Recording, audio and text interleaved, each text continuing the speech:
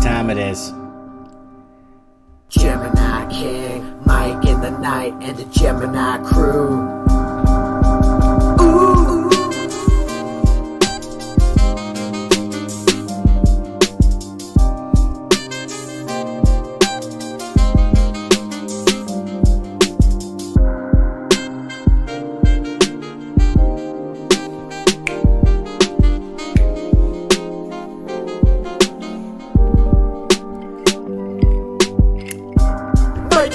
Night, you're here with Mike in the night. Mike it through the night, you're here with Mike in the night. Let's just talk about the world, give this page another turn, 'cause you're here with us tonight. Everything's alright when you're here with Mike in the night. Mike it through the night, you're here with Mike in the night. Giving the world light when you're here with Mike in the night. Mike it through the night, you're here with Mike in the night. Sometimes things are just absurd, so let's just talk about the world. 'Cause you're here with us tonight. Mike it through the night, you're here with Mike in the night. Man, Steve asks here. Mike it through the night, you're here with Mike in the night. Let's just talk about the world, give this page another curl. Let's give this page another curl, because you're here with us tonight. I'm Mike in the night, burning the midnight oil. Depending where you are, it's morning or afternoon. I want to thank everyone from the Commonwealth that's tuning in to Mike in the Night, broadcasting from Auckland, New Zealand to Sydney, Australia, north to Melbourne, west to Perth, northwest to London, north to Dublin, west to Scotland, and then you're heading west to Toronto and then west to Vancouver, south to Seattle, south to Los Angeles, and east to Miami, and north to New York. It is I, Mike Martins, and you are watching Mike in the Night. And a lot of shout-outs to tonight, people, Skype messages. Lots going on. Guys, add me, Mike Martins 1980. Comments are already rolling. We got Louise Stanford. VK from Windsor. We got Conctative Rue from Aussieland. And Steve Ast from Phoenix. Metal Gear Mark III, I think he's in California. And Car Yi from Vancouver. Happy 420, everybody. Happy 420. This deserves a... Woo! Oh, yeah. Oh, yeah. All right. Okay, so guys, just a little wrap up on the channel. Guys, go to community. I don't have enough people voting here. This is a shame. Right here, if you go down to the community section on my page, guys, next Saturday, this week we're talking about hedging against wealth. So if you have a bit of wealth, what do you do? Right?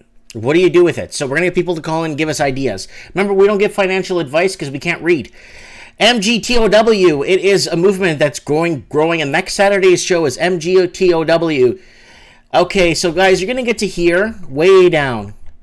And I put up a poll, and no one's been, voting on it. Canadian poll, elections in a few months. Justin Trudeau's got 7%. Andrew Scheer, Conservative, 48%. Jagmeet Singh, NDP, 11%. Maxime Bernier, New Movement, 30%. Elizabeth May, Green Party, 4%.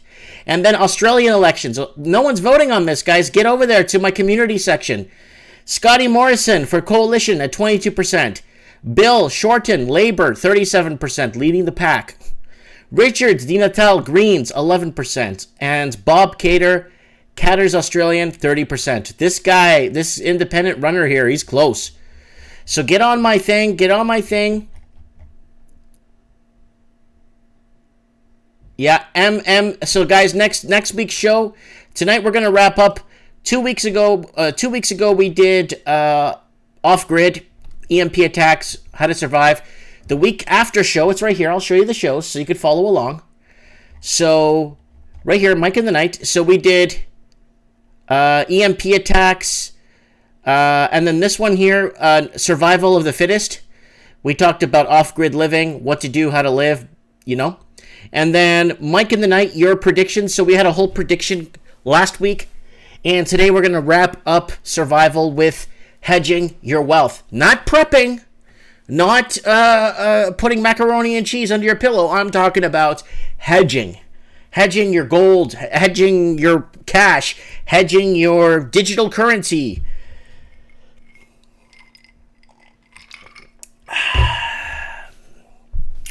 Let's head over to the comments.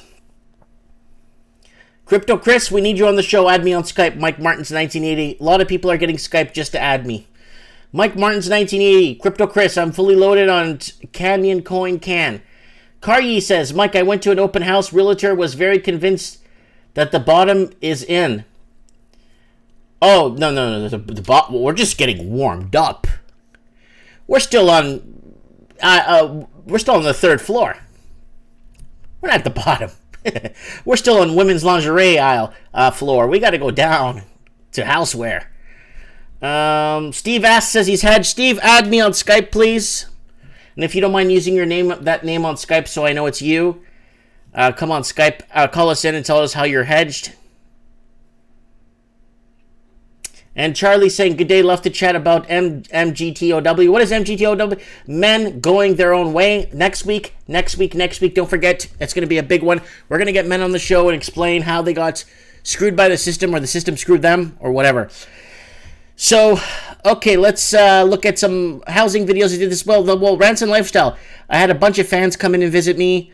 A couple of things happening around the shop. And here is Canadians turning to risky lenders. Very dangerous. Now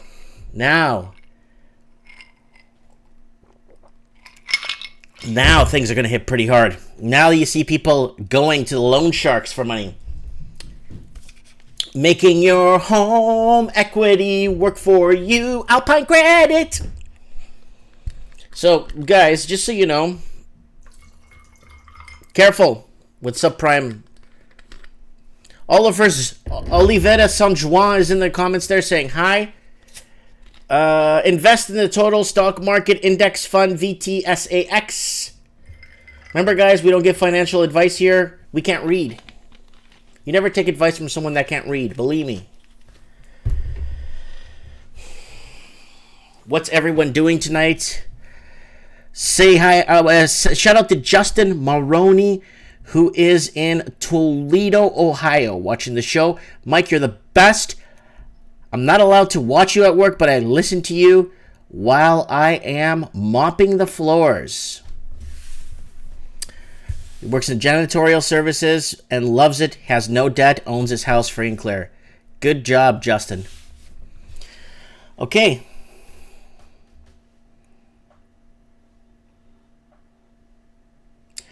Charlie said, would it be worth stashing $1,000 someplace for what? Yeah, in small denominations, $1,000 to $2,000 doesn't hurt. Enough money to maybe to get you out of the country if needs be.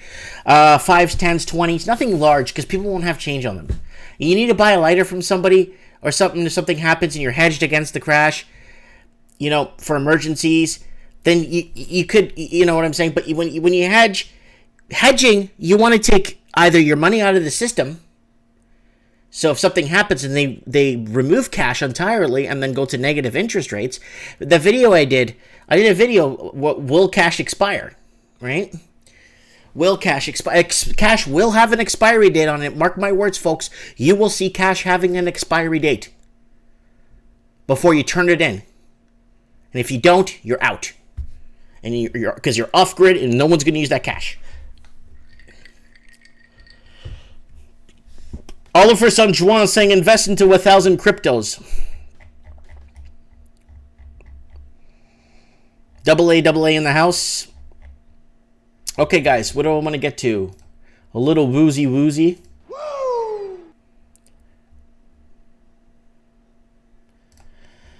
MGTOW next week, guys. It's a movement that's moving fast. Even faster than Antifa, I can tell you that right now.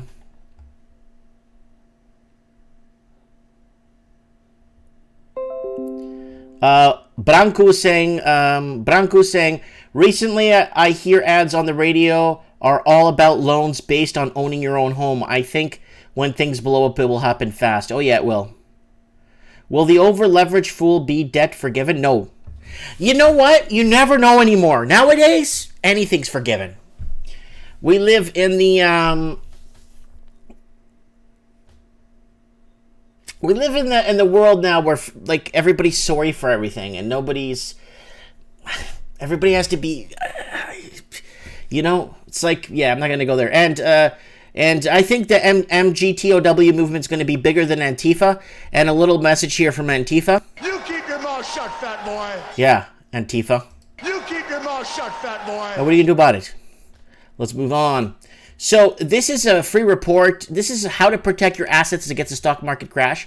So before we go there, sorry, I got my stuff in a knot here.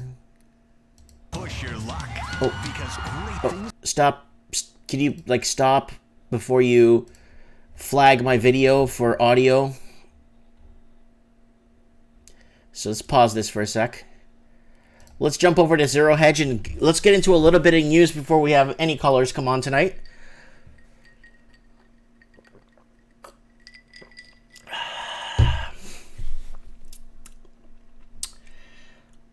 People are starting to log into their Skype right now as we speak. Yep. Oh, everything's turning green. It's nice when you got 1,000 people on Skype. So Crypto Chris has been promoting this Kenya Coin Canada. Why don't you come on the show, buddy? Let us know. Living the dream. What's up?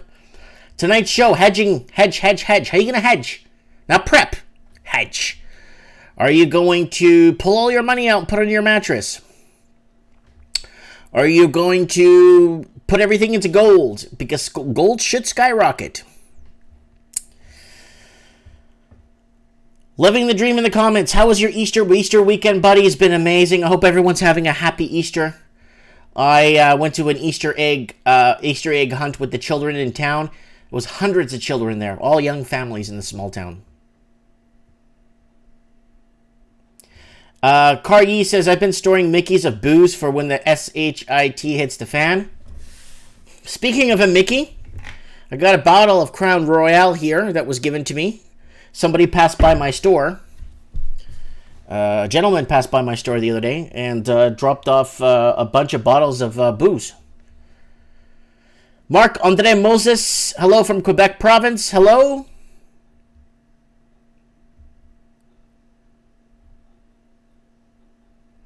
$4.20, baby. $4.20 today. So, let's get into a bit of news. Let's read some headlines. Less than 25% of college graduates can answer these 4 simple money questions. Okay, let's see what they are, guys. Simple 4 money questions. Interest accumulation. Okay, they can't answer. Suppose you had $100 in savings account and the interest rate was 2% per year. After 5 years, how much money do you think you'll have in the account after the money grew? So 5 years, 2%.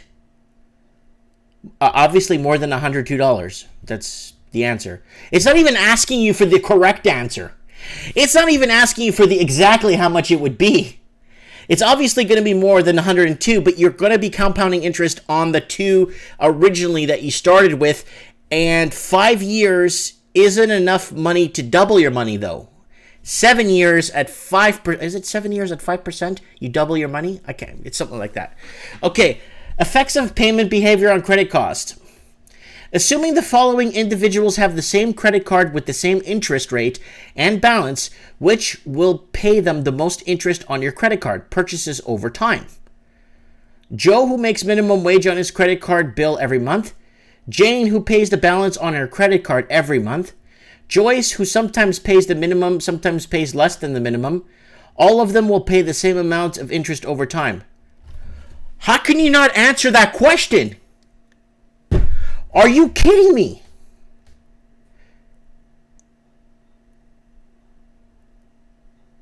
interest rate on the balance, which will pay the most in interest? Well, obviously the girl who pays sometimes and barely pays her amount and sometimes pays it, sometimes minimum payments. The one that will pay it off immediately would be Jane, who pays the balance of her credit card full. Impact of repayment term, cost of credits. Imagine that there were two options when it comes to paying back a loan, and both come with the same interest rate. Provided you have the needed funds, which option would you select to minimize your total costs over the life of the loan? Option 1 allows you to take 10 years payback. Option 2 allows you 20 years. Both options have the same out-of-pocket. What? Are you out of your mind? Who doesn't know this? Are you out of your tree? Impact of repay. Obviously, if you take a 10-year amortization or term, you're going to obviously pay a lot less interest. Who doesn't know this stuff? You got to be kidding me. Less than 25% of Toronto can't answer these 4 simple money questions. Wow. That's embarrassing. You know, like Jay Leno when he goes out in the street and asks people, hey, name a country that borders America. Borders America? A country that borders America? And he's asking this at the Grammys or the Oscars to these well-to-do actors. Hi, Jay Leno here. How you doing? Good. Okay, name a country that borders America. A country? It's like Pillowbox in the comment section. Good to see him from Thailand. Steve, man, come on the show. Steve asked. Come on, you always comment on my videos, buddy. Come on, man. Add me on Skype and message me.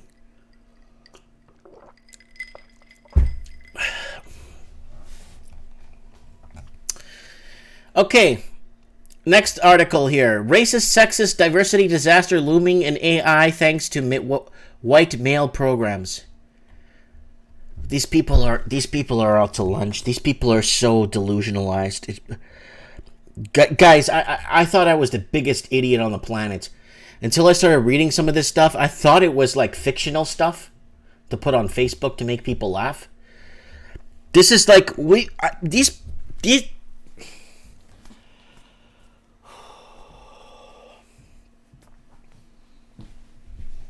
Charlie saying most Americans can't even find Australia on a globe. Come on, who can't find Australia? Like, you got a 35% chance to spin the globe, keep it below the southern hemisphere, and stop it with your finger. You got a 35% chance to land on Australia every time. You have a 35% chance. And you just stop the globe with your finger. Yeah, we got Alan Robshaw from Windsor, Ontario, baby. We got Trixie watching us from Tampa Bay, Florida. Keep up the great work, Mike. Love you, love you, love you. By the way, you're gorgeous. Thank you, Trixie. This bud's for you.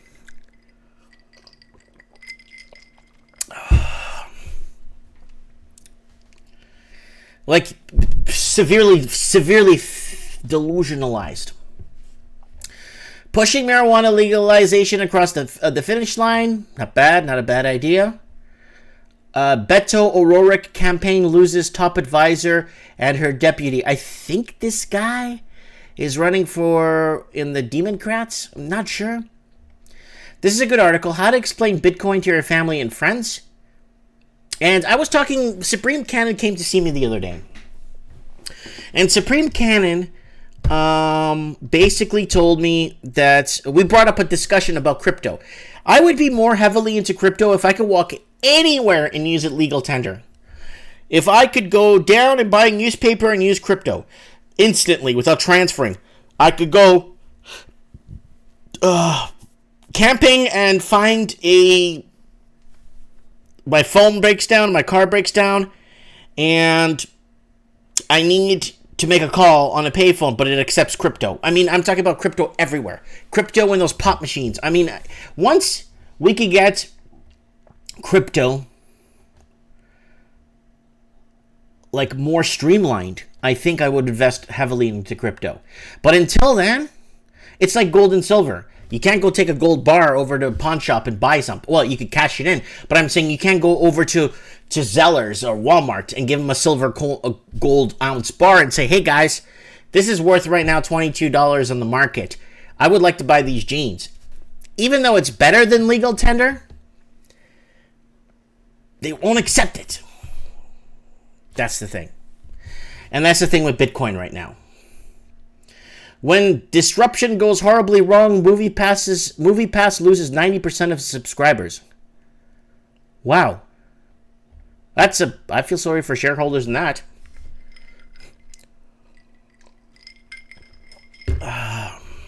China's fake numbers and the risk they pose for the rest of the world. China's at maximum vulnerability, people. Do you actually think the country that rips off technology, rips off everything, calls it theirs, lies through their teeth about everything that's made there, and are you going to actually take them honest when they produce numbers to show that they're doing so well in economy-wise, and it's a tank, and it's moving forward? Do you honestly think they're going to be honest about how much they're making and taking in their GDP?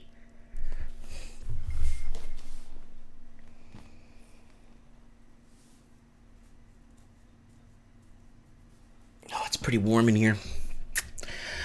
Gen Z will ditch alcohol to become the ultimate marijuana-consuming generation. When it comes to alcohol, I'm really turned off. If you drink too much, you end up in the hospital with alcohol. Look. Self-control.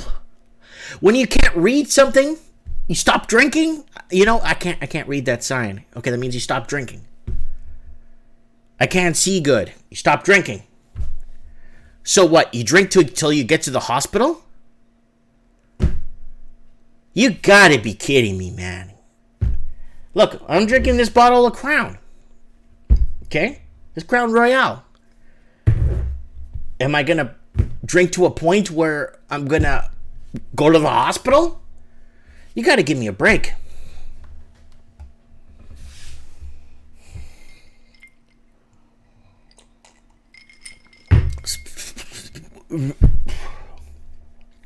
Okay, dads, when your kids are drinking age, take them out drinking once. Show them how it's done or something. I don't even know how to. When it comes to alcohol, I'm really turned off. If you drink too much, you end up in the hospital with alcohol poisoning.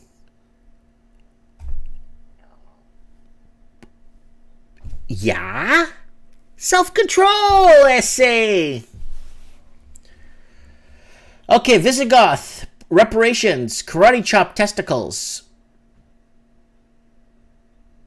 So the Visigoths were all over the European Empire. It's a mad world. Are you lost in a world like me? Caitlin Johnson debunks all Assange smears. Have you ever noticed whenever someone inconveniences the dominant Western power of structure, the entire political media class rapidly becomes very, very interested in letting us know how evil and disgusting that person is? Yeah. Armed militia rounding up migrants at southern border. Well, it looks like someone's doing their job. Tariff hangover. Trucking slump hits orders. Miles declined in latest fears of downturn. The death of America. Why are we shortchanging our children's future? Why are we graduating groanless zombies rather than mindful citizens? Mexico's president say the war on drugs is over. Woo! Okay, hold on. Wait up, hold on. Just give me a sec here. Just 1 sec. Let me cue this up. Woo! Hold on, Antifa, where are you? Antifa. You keep your mouth shut, fat boy. Oh yeah. Okay, so let's go back. I'm gonna bypass that one real quick here. Yellow vest violence erupts again, spreads to Libya. 137 arrested. Yep, I'm not gonna no longer do a yellow vest show because I was very upset. I got somebody very upset in the chain of command in the government when I did that yellow vest movement with discussion and people talking. I got a lot of people upset. So, I don't want to die, but, you know. I want to talk to you guys, you know, hang out. Raise my kids, my family, you know. Saturday night, burning the midnight oil with Mike in the Night. I want to thank everyone for joining me before we move on to Drudge and to our open lines to find out how people are going to be hedging. Drudge Report. Oh, man, there's so much on this one. This is good. Drudge Report is very good. I need everyone to jump onto here when you get a chance. I want everyone to jump on here. Go to my channel, okay? Because I'm running out of bit of steam here. I need you guys show you here. Go on my channel. Go to community. After this show, I need you to go on here. I need you to scroll down big time. I want to see where everyone's sitting. I'll do one for America in a couple of months, okay, guys? But I need everyone to vote here because we need to see where this is headed. Canadian elections are in a few months. Who will you vote for? So if you go down to 2 days ago post on the community, Justin Trudeau, Andrew Scheer Conservatives, Maxime Bernier, Jagmeet Singh, and Elizabeth May. And right now the Conservatives are winning at 48%. And I did one for Australia. Scotty Morrison, Bill Shorten, Richard Di Natal, and Bob Catter from the Catter Australian. And right now the Labour is winning in Australia. So I need you guys to come down on this section after the show and vote. Cast your votes and your ballots. I'd like to know, kind of gauge this and go from there. Woo! Oh, yeah. So we're done with Zero Hedge. Let's see if there's anything else. 1 million. Trump campaign sees donations spike after Mueller report released. CNN op-eds admit Mueller report looks bad for Obama. Well, everything ties back to Obama and Hillary. Everyone knows that, right?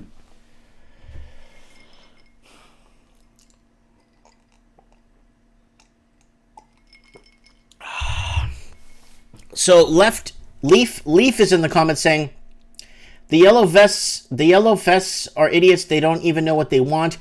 Is that true, guys? Is that true? Is the yellow vest movement just like Antifa? Because we discussed Antifa on the show many times on Mike in the Night, and we don't know what they want. They don't know what they want, and they don't know if they're tricking or treating. And at least have some sort of hierarchy so you could kind of create an assembly, a body, to create organization to find out and script up demands for, write them out, and kind of vote on them as a party, and kind of, with social media, you just have a Facebook page. Antifa's allowed on Facebook, and let them write out and get people to vote on what they think they should do, what they should ask for, what Antifa should do, Blunt News is saying, no, Yellow Vest is about less government, period. That's what it is. We need less government in our lives. I don't want government governing my mortgage. I don't want government governing my banking. I don't want government governing my purchases. I don't want government governing, everything in any way, shape, or form. I'm not in that. I'm not into that whole, let you govern me and you tell me how to do it, because I'm not into that whole let me how to do it.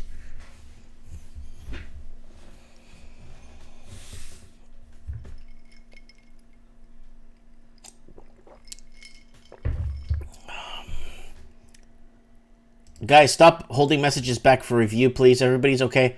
Everett Humphrey, dude, how you doing, man? Come on the show. We're talking about hedging against your wealth. How you gonna hedge, buddy? No, I don't think so. But to clarify, it's further. But I think it can be infiltrated for sure. I need Everett. Everett, add me on Skype. Mike Martins 1980. If you have a smartphone, add it on Skype. Just download it on this phone. Add me on Skype. Mike Martins 1980. You're always commenting on my videos. You're always there for me. Call into the show. Everybody that's commenting in here have to make it one time in their lives call into the show. One time. They have to make one call. Guys, don't forget to join me next week. We will be talking about this. What are we talking about, guys? Right here. We're talking about this next week. MGTOW. Men go their own way. Men are just saying, you know what? I'm done. Women, obligations, I'm done. And this might damage retail, real estate, future family that could have been born. It just damages everything.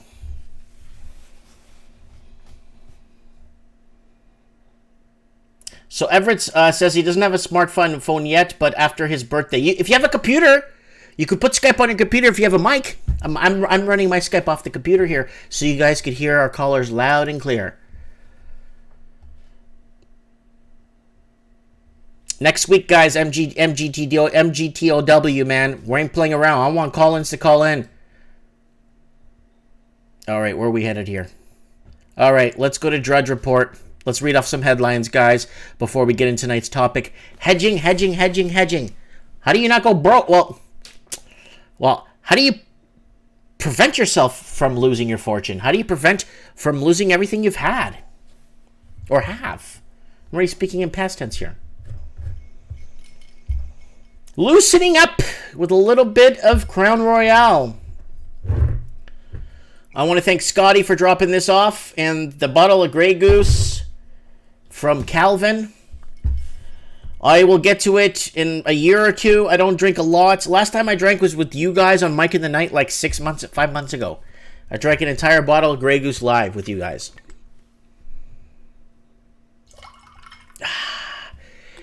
Charlie saying MGTOW is making a huge impact as they refuse to move from old Western system of banks to one story, 3-bedroom home, dating, etc. The system refuses to adapt.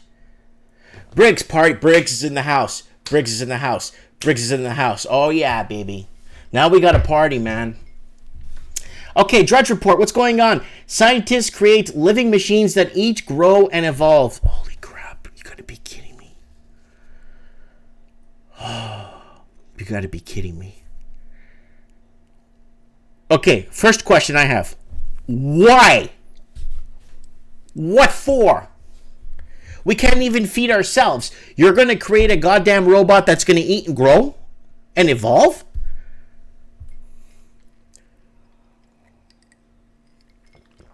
You got to be out of your mind. Who would invest in something like that? Okay, experts sound alarm over human-monkey hybrid. Yellow vest anger burns in France, fueled by Notre Dame fire. With Venezuela in flames, China and Russia seeking claims in rubble. Guaido calls for largest march in history to oust Maduro. The problem is no one voted for Guaido because Guaido wasn't on the pollsters, or on the ballot. Guaido never ran for president of Venezuela. It was Falcon. And Falcon lost. But seeing that they're both, Maduro and Falcon, are both anti-American, hey, let's go bug this guy. You just won the presidency of Venezuela. Congratulations, sir. Well, señor, no entró en esta corrida. ¿Qué pasó? Well, sir, you won. Sí, señor, yo entiendo, mas tenemos un problema aquí porque nunca me entró. Todo el mundo sabe que no estaba dentro. Yeah, we know you weren't in. Don't worry about it. We'll just let everybody else in the world know that you were in. Don't worry about the people in Venezuela. You know, you got a cool name, Guaido. Everyone will vote for you. Mas, sí, señor, yo entiendo, mas, ¿qué me voy a hacer? Porque no estoy en el póster. Yo no estaba en el billete. ¿Qué me voy a hacer? Hey, don't worry about it. People don't look at the voting stubs anyway, and tons of voting stubs that were photographed were circulated showing Falcon versus Maduro. There was this guy, Guaido, never ran in the election, never existed. All right, let's keep going here. Cops suspect groped jail technician while being fingerprinted.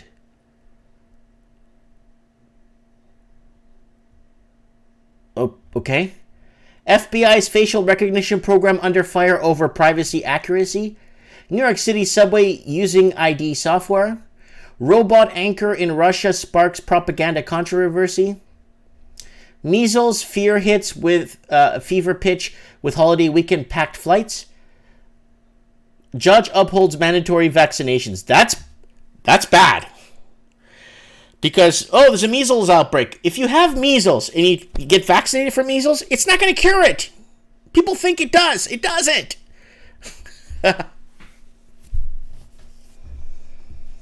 Yeah, we got the Raven in the house.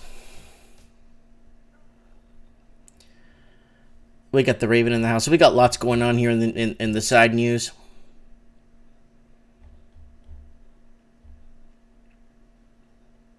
Okay, what's going on here? Legal dispute drove end of probe. 2020 campaign trail runs through churches in South Carolina. Welcome, cools in Mexican town, weary of caravans. Anyways, I know there's an Ebola outbreak somewhere. Okay, guys, our topic tonight is hedging. That was the news. So let's talk about hedging, guys. How do we hedge? Where do we hedge? How do we not lose our money? Walking journey in the house, baby. Walking journey in the house, here to make a difference. I watched this video today. I watched this video yesterday when he got the barbecue going. I like this guy. Walking journey is a good guy. You know why? It's because he's real. There's not a lot of real people out there. There really isn't. Not a lot of real people. Okay, guys, let's look at this.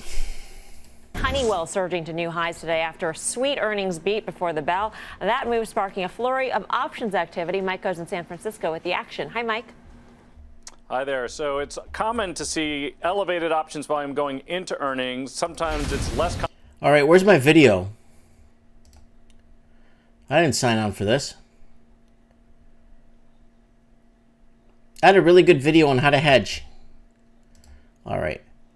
Best way to protect your portfolio. Okay, here we go.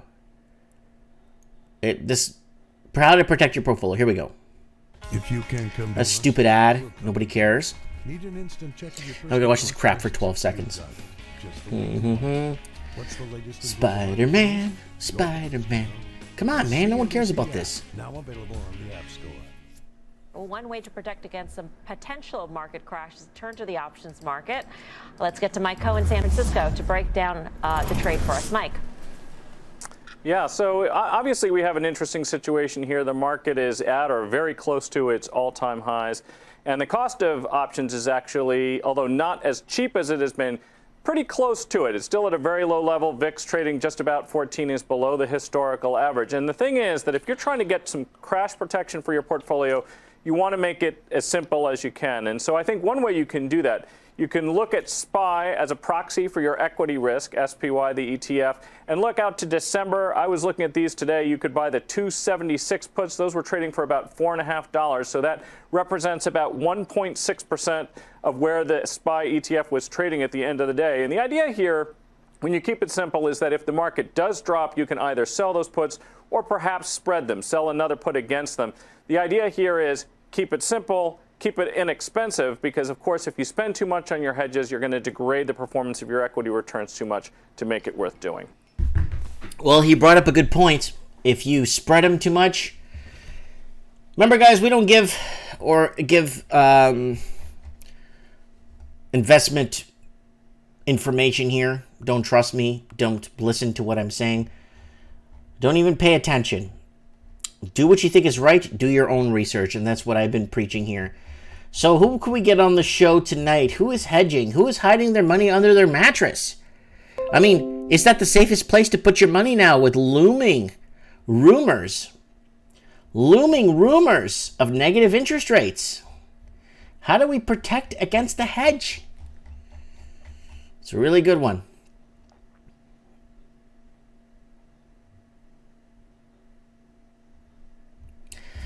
And Horizonium Bucket says the best hedge is your real own skill. Example, gardening. That's so true. Skill is something they can never take away with you. It's something they can never take away from you. Okay, what do we got here? We got Double A saying invest in gold and silver, Bitcoin, and sit back. Blunt News says, I know property is inflated, but no one's going to sell their home. And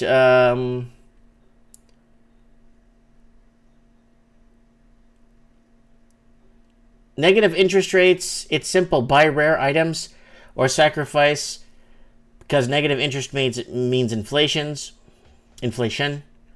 Homes will be taken, says the Raven.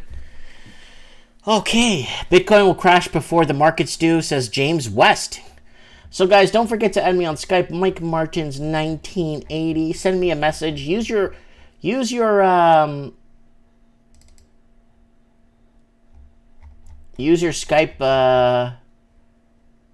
Use your YouTube name on your Skype so I know who you are, and message me once or twice or thrice.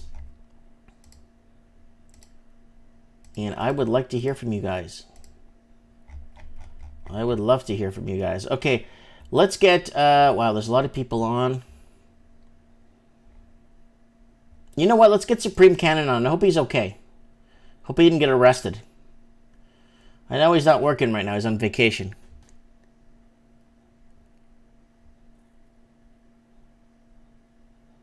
Someone's asking, can you please share your wisdom to my...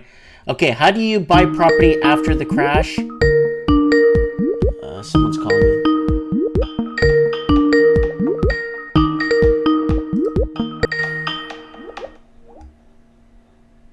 Hello? Cannon, are you there, buddy? Cannon? Well, Supreme Hello? Cannon, are you there? Hello? Hey, good to hear from you. Hey. Okay, I got a question here in the comments. How do we buy property after the crash if we take our savings out of the bank, but banks require seasoning of funds?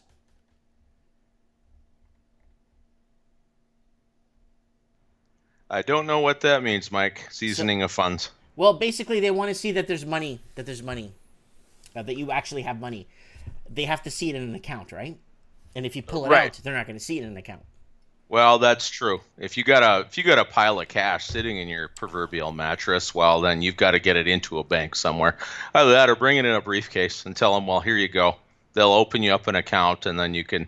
I mean, if you had a big crash up there and you want to buy a house and you've got the cash to do it, as long as you can come up with some reason how you managed to get it, get that much cash in a briefcase. Well, you could always show your receipt from the bank that you pulled it out. Well, sure, absolutely. If you've been going to the ATM every payday and pulling out cash for the last 5 years, yeah, keep the slips. Mm-hmm. They don't care. I mean, they're going to get cash back into their system, and then they can fractional reserve it into oblivion. So, yeah, if you can pay cash for a house, then why not? They'll just open you up a new account, and they'll be looking for business. Shout out to J-Man, JM, sent me $5 on Super Chat.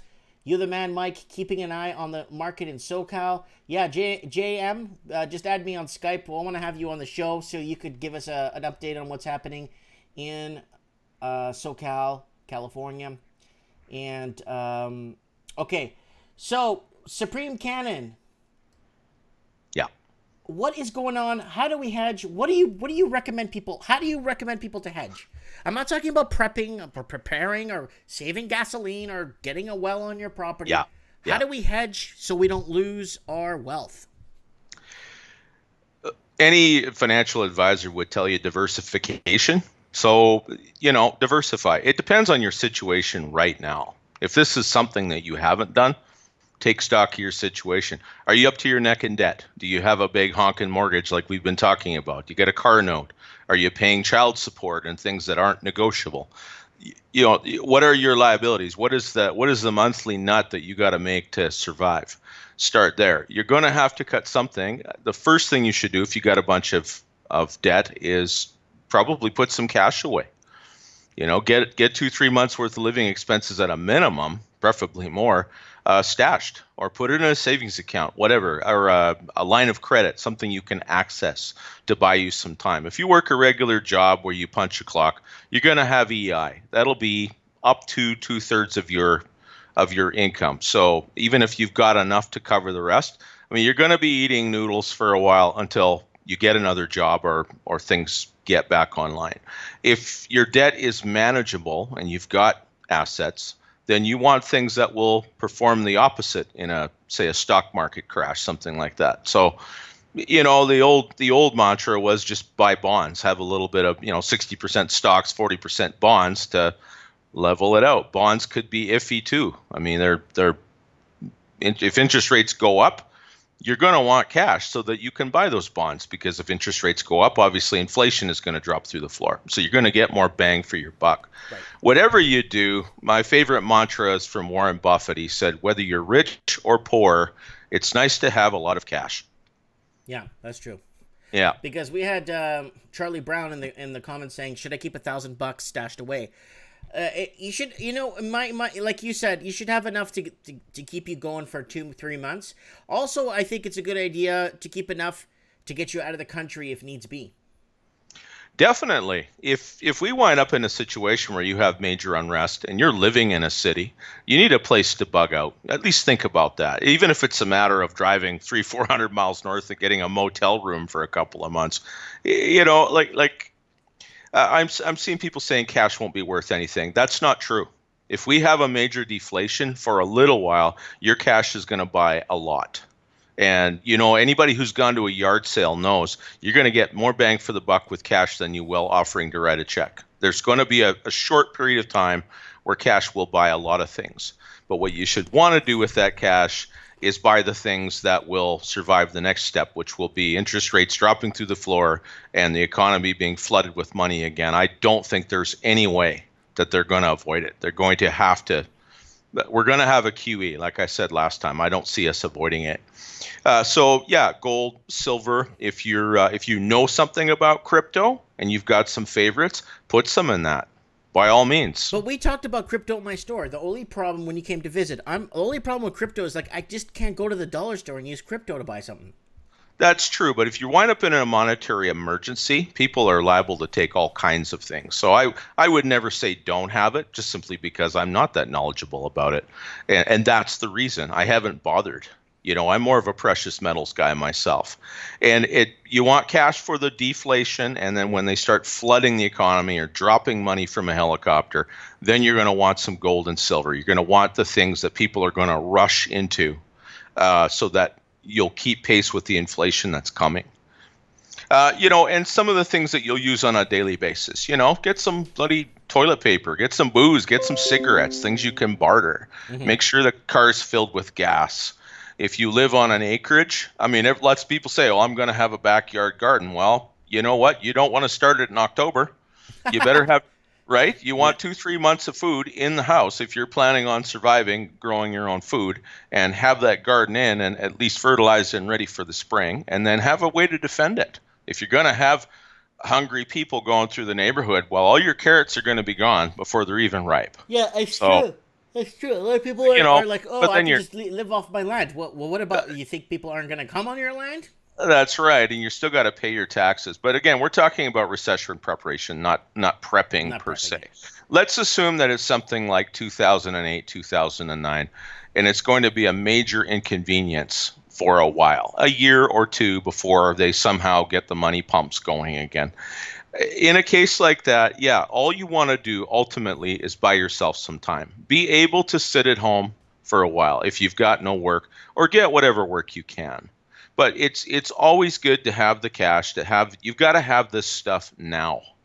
Don't be waiting for the recession to get this stuff. And if you say, well, I can't afford it, well, then you need to examine why not. Because if you're not gainfully employed wherever you're living, you need to go live somewhere else. Go get there. If you're not able to save, if you're not able to accumulate wealth for the future, get the hell out of where you are now. Don't wait for a crash. I lived in this city and my family lived in this city. Well, if you can't afford to live there, then get out. Well, it's like they said back in the early 1800s, wagons west. Wagons west, exactly. You might have to go north. You might have to go east. Or, obviously if you're in Vancouver, you go further west, you're just going to get really wet and cold. So don't bother with that. But yeah, if you're in a situation where you're going to be vulnerable, then you need to think about the things that are going to make you less vulnerable and take it seriously. This is your life. You want to survive a recession without having to, pawn your firstborn and your car and everything else for 10 cents on the dollar. You want to be the guy that goes and buys the stuff for 10 cents on the dollar. So get yourself there. We got some good information from Cotton Candy Beard Gary saying, invest. Oh, where'd it go? It went so fast. Comments are moving fast. I saw that. Yeah, invest in dollar store stocks because that will be the only business that will do well in a major recession. Oh, you have no idea. Supreme, I went over to Value Village. I go there sometimes to buy just knickknacks and stuff for the house that, either they're hard to find or you're looking for something vintage cool to put in your lobby. You know what I mean, right? Sure. So I'm walking around Value. I just can't believe how many people are at those thrift stores. Oh, It's absolutely. Slammed. I'm talking young women buying clothes, buying children's clothing, buying houseware, buying all kinds of stuff. I went to the mall after I went to Kamloops. I went to the mall. Yep. Dead as a doornail. Not even, there was like 2 people working at kiosks. The mall was dead on the weekend. But Value Village was slammed with the huge lineup going out the door. Oh, yeah, believe it. Yeah, people love to shop. Girls love to shop. I don't know both of my wives. I mean, okay, that's a long story. I won't get into it. But, between Value Village and sometimes Walmart, when they're clearing out stock, you could get a kid an entire outfit for school for $20. They'd have stuff marked down $2.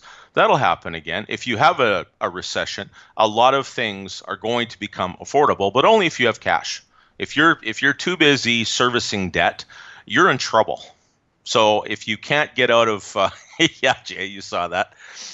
If you've got too much debt that you can't get out of it now, that's okay. But have the funds available, set aside somehow so that you are able to weather. It might be 6 months to a year. If you're self-employed, you definitely need it because you're not going to be eligible for employment insurance. You're not going to have that extra money coming in the door. Okay, we got Charlie Brown saying the Australian government is pulling funding from all those charity stores. Others can't keep up with the amount of donations. Women love spending guys' money. Yes, they do. They spend their own, and yeah, that's right. But the thing is, they're going to these places because it is a good deal, and sometimes you can find stuff that still has the tags on it from where they bought it the last time, and you can get it for you walk in there with your cash and you walk out with stuff that's 1/6 of retail. That's what you want cash for. I know. It's like when you're buying off the street, like when you're buying something off a bum or something. That's right. Yeah, you're just making the most primitive, basic exchange that you can. Just anything that you think you're going to need for a few months, get some of it, but make sure that you can bridge that gap from the time that you were working until the time that you get working again. Okay, so we got Investopedia open here. Best ways to invest, strategies investing against a market crash. Number 1, fixed income and treasuries. Number 2, hard assets. Number 3, hedging with put options. And selling calls, a reverse strategy by buying put options. Okay, yeah, and inverse strategies and key takeaways. So a lot of people are calling Canada the Great White Short. Because everybody's shorting Canadian banks right now. I got a lot of friends that have like 300-400 large, 500 large shorting Canadian banks right now. Do you personally think that's a good idea? I'm not shorting any Canadian banks right now. I'm not. Yeah. I'm more in oil right now because I believe that oil, in my opinion, don't take advice from me because do your own research. You bet. Severely undervalued. Oil is so severely undervalued that it's not a joke. I agree. I agree. I think oil is way too low for the amount of money sloshing around. I mean, I would be really happy if it didn't go back to 147 a barrel. But with the, what the real intrinsic value of money is today, yeah, it should be definitely, I think it should be double what it is. I think it's got nowhere to go but up. Sentiment is so low in it anyway. That's usually a good time. But you have to be patient, and you have to have money to put into something like that and still live. This is, like I've said before about manias, people get into real estate, or they get into crypto, or they get into, .coms. It's okay, well, I'm going to borrow some money. I'm going to leverage myself on my credit card or my line of credit, or take out a second mortgage. I have friends that did that in 99. And I'm going to buy some of these stocks because they're going to the moon. No. Do that with your, play money. And if you don't have play money, well, then start working on that. And the time to start is today. JM is saying oil and gas price in SoCal right now, it's brutal. It's almost at $4.50, $4.25 a gallon for a gallon of gas in the United States right now. Canada's most expensive gas right now is in downtown Vancouver, and it's trading at $1.71 a liter. Yeah, it's ridiculous. Considering that we have so much in Canada, and we do have refining capacity, it just doesn't. It's just not right that it's so expensive to buy it here when it's so abundant. But the good of the average Canadian has never been a priority in Ottawa, not for a long, long time. Can I ask you a personal question? Absolutely. Who are you voting in the election? I brought up the election results here. I need people to go on the Mike Martin's channel here, and I want you to go on their community, and I want you to go down to this little section here to vote. I need your votes here, and these are your options. Justin Trudeau, Liberal; Andrew Scheer, Conservative; Jagmeet Singh, NDP; Maxime Bernier, New Movement; and Elizabeth May, Green Party. My heart is with Bernier, but I'll probably vote Scheer this time. Yeah, I might go Scheer. Maxime Bernier, too. I don't know. I wish I could vote twice because I'd vote for those two. Maybe I'll vote, get a haircut, and go back. Yeah, maybe. Yeah, that's If I right. had Yeah, hair. well, yeah, exactly. Yeah. Sometimes I wish we were in the States. You go to Philadelphia and vote 3 or 4 times for the same person. That would be good. It doesn't seem to work that way here. I actually worked as a scrutineer on an election once many, many years ago when I was half the man I am now. And yeah, you don't get to do that here. No, it really depends on what the polls are looking like before the big day. But no, we do not want a Liberal minority government. And if Justin Trudeau doesn't take the hint and step down before the next election, yeah, I'm voting Scheer just because I don't want that guy in. I think that if we did, however, have a Liberal minority government, yeah, we're looking at 4 more years of misery. But I think that would be enough time for Bernier to build his base. He couldn't have picked a worse time to do what he did, but I know why he did what he did. But I'm very disappointed in the Conservative Party. Okay, we got Australia here. Guys, if you're from Australia and you're watching this, go to the Mike Martin's community section. Scotty Morrison, Coalition; Bill Shorten, Labour; Richard Di Natal, Greens; and Bob Cater with the Caters Australian, running as an independent. Bill Shorten right now is leading with the Labour Party in Australia. So if you're from there, I need your votes, guys, here. Go to community under Mike Martin's channel. I need your votes. Guys, don't forget to join us next week because we'll be discussing MGTOW, Men Go Their Own Way, and why men are giving up on relationships, women, and responsibilities altogether, and doing their own thing and traveling and enjoying life. That'll be a good one. Yeah, we'll do that next week. I need you on there because I know you've been divorced 6 times. Yeah, the multiple might be quite wrong, but yes, I've experienced that little thing. Yeah. Hold on, I'm gonna get you a woo in here for you. Please do. And we're gonna send a message out to Antifa. You keep your mouth shut, fat boy. You keep your mouth shut, fat boy. All right, back to hedging. Hard assets. Let's read this. Another safe haven for investors is hard assets, such as real estate. Securing and investing in real estate property at a stable value can give you peace of mind in case of a market downturn. With real estate, your investment is backed by hard asset with tangible value. At the same time, homeowners should also be cautious of adding financial burdens related to real estate. Adding burdens such as additional home equity lines of credit can harm a homeowner's credit profile and increase interest payments, adding risk during potential market downturn. Yeah, when people talk about investing in real estate, they're not talking about buying a home like people are so desperate to do right now. They're talking about investment real estate. They're literally where you've got the capital or you've got the cash flow from other assets to service the debt, where you go and you get rental properties, or you buy yourself a little bug out place in the middle of nowhere where you can go. If we have a real estate crash, it isn't going to be bad everywhere. North America is a continent. It's an enormous place. Some places are going to be great. I mean, your house values have probably gone up since the time that you've moved there, Mike, just because you've got so many refugees from the lower mainland moving inland to get away from that gong show. Oh, yeah. I mean, do you blame me for doing... Like, people... Okay, you know the lower mainland. You understand the lower mainland. Can you tell people on my show, did I make a big mistake leaving Vancouver to come here? Oh, good Lord, no. No, I don't like cities anyway, so I don't understand it. I don't understand what the big stink is about. Yeah, okay, it's busy. You've got lots to do, but most people, they're working all the day. But those people don't even talk to us. No, they don't. They don't. And you know what? I'm imagining that the irony of a place like that, where it's so built up, so bustling, everyone is running on the treadmill all day long just to stay there. I remember years ago during the last big boom, I was in Maui, Hawaii for a couple of weeks, and one of the ladies that was working at the Denny's there, she had 3 jobs. She moved over from the lower 48, and she worked 3 jobs just to be able to pay her rent to live on Maui, because that's where she wanted to live. What a life! Like, you got to be kidding me. There's nowhere sunny with a sandy beach that you could have like one job and actually have a life to. It's ridiculous. Beach. West Palm Beach, yeah. There's lots of places where there's value, and there's going to be more. And it still comes down to the same thing. Have access to credit, have access to cash, so that, yeah, the next time you have a crash, you can buy a house for $10,000 in Vegas. I know a few people that have done that. I got arrested in Vegas. Is that right? Yeah. Okay. You may not want to buy there then. No. Okay. Charlie Brown says, I could see more men moving away from cities and offices jobs and moving to country towns and regional areas and living off-grid log cabins.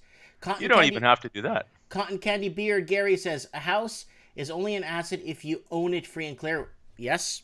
Okay. Exactly. Or if you are collecting rent that is higher than the mortgage. Most people don't realize that a house you live in is more of a liability. That's correct. Cotton Candy Beard Gary. Should we get him on the show? I'm trying to get him on the show. Can you tell him to come on the show, Supreme? Yeah, Cotton Candy Beard Gary, we formally invite you to call into the show, please. Yes, please. We need you on the show. Maybe that'll do it. Yeah, we need him on the show. I don't know what to do. Yeah, no, real estate is an asset if it's paid off, or if it's something that exactly is bringing in revenue. Otherwise, yeah, it's a liability. When people buy homes and think, well, I'm going to invest in real estate only goes up. Well, I'm old enough to know that that's not true.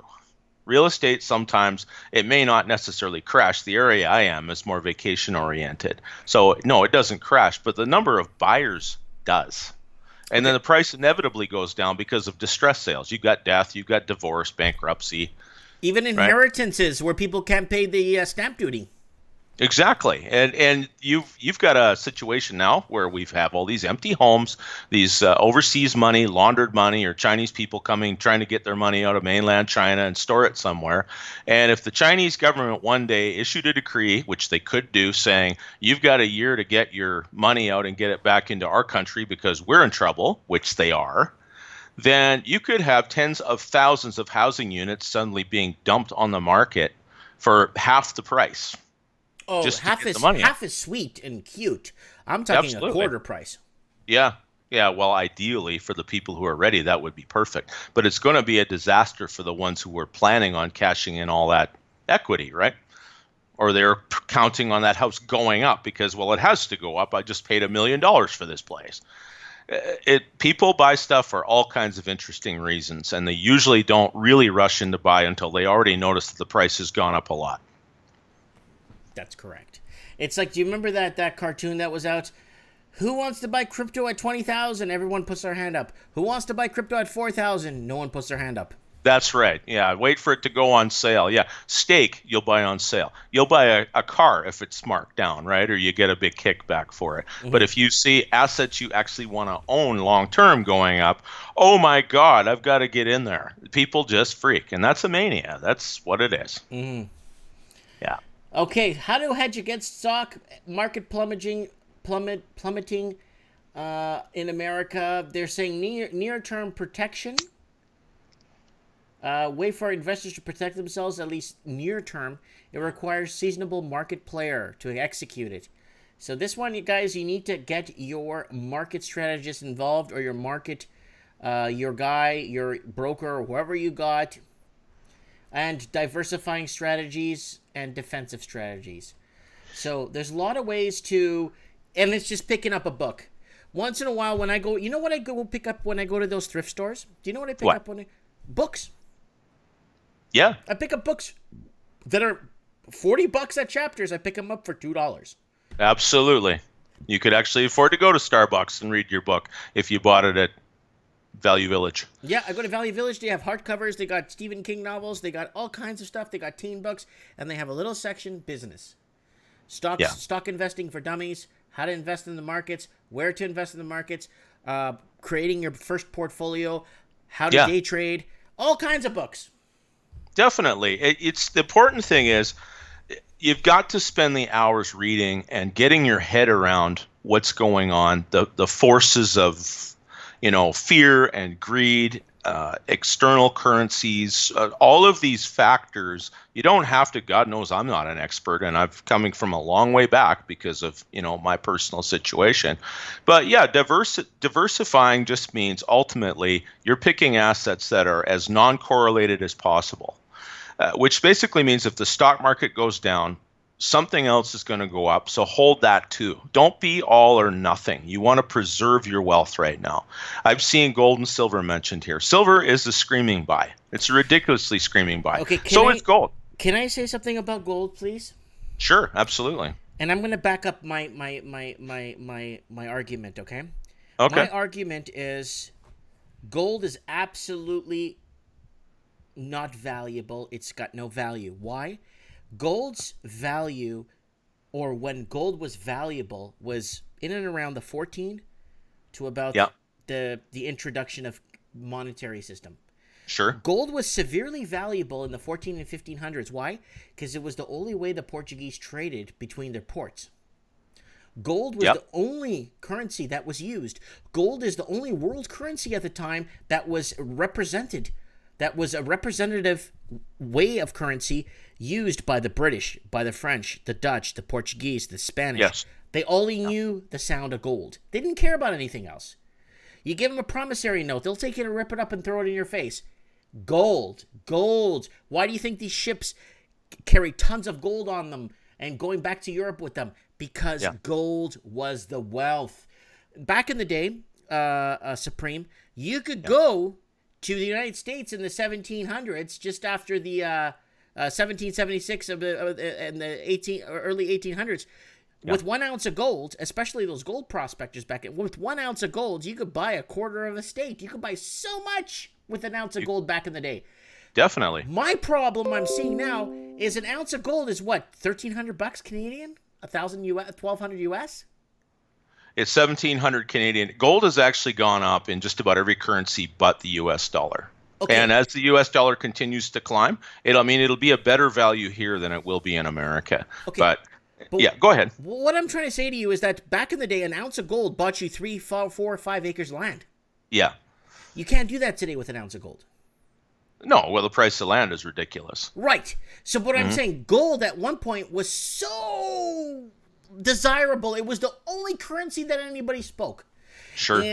And gold back in the day, I mean, you could buy a nice ship. I remember reading some of the writings, like a compendium from one of with a navigator that was going to the Cape Verde Islands, and he ended up buying his first bark. Are they called barks? Those big ships? Yeah, a bark was a type of ship. Well, he bought a bark. Okay. He bought a ship with a crew of 11 that came with it for 3 ounces of gold.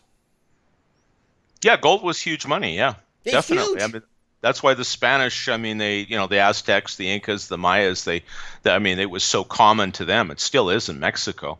Yeah, and silver, same deal. Silver, I mean, when gold was money, the problem that the Spanish had is they got so much of it and brought it back to Europe that they actually created inflation with it. Yeah, there was so much gold. Yeah, there was so much gold and silver that it actually it created a crash all by itself. A gold standard doesn't prevent a crash. The biggest depression in the U.S., we were talking about this a couple of days ago, was in 1873. The railroad boom. Well, it was the same deal. You had derivatives based on all of this, gold money, and those derivatives crashed and wiped everything out, and it took, I think, 8 or 10 years for things to get going again. It was pretty epic.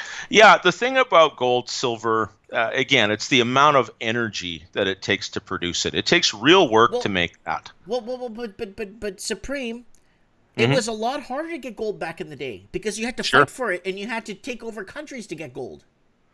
Absolutely, and I mean, you needed manpower to get it out of the ground. So definitely it was more valuable. Now, I mean, I worked at a copper mine, and it's really low grade ore that most of these mines are using now, and it's the machinery, the energy involved is massive. You need this incredible economy of scale to be able to produce this stuff and sell it at world prices.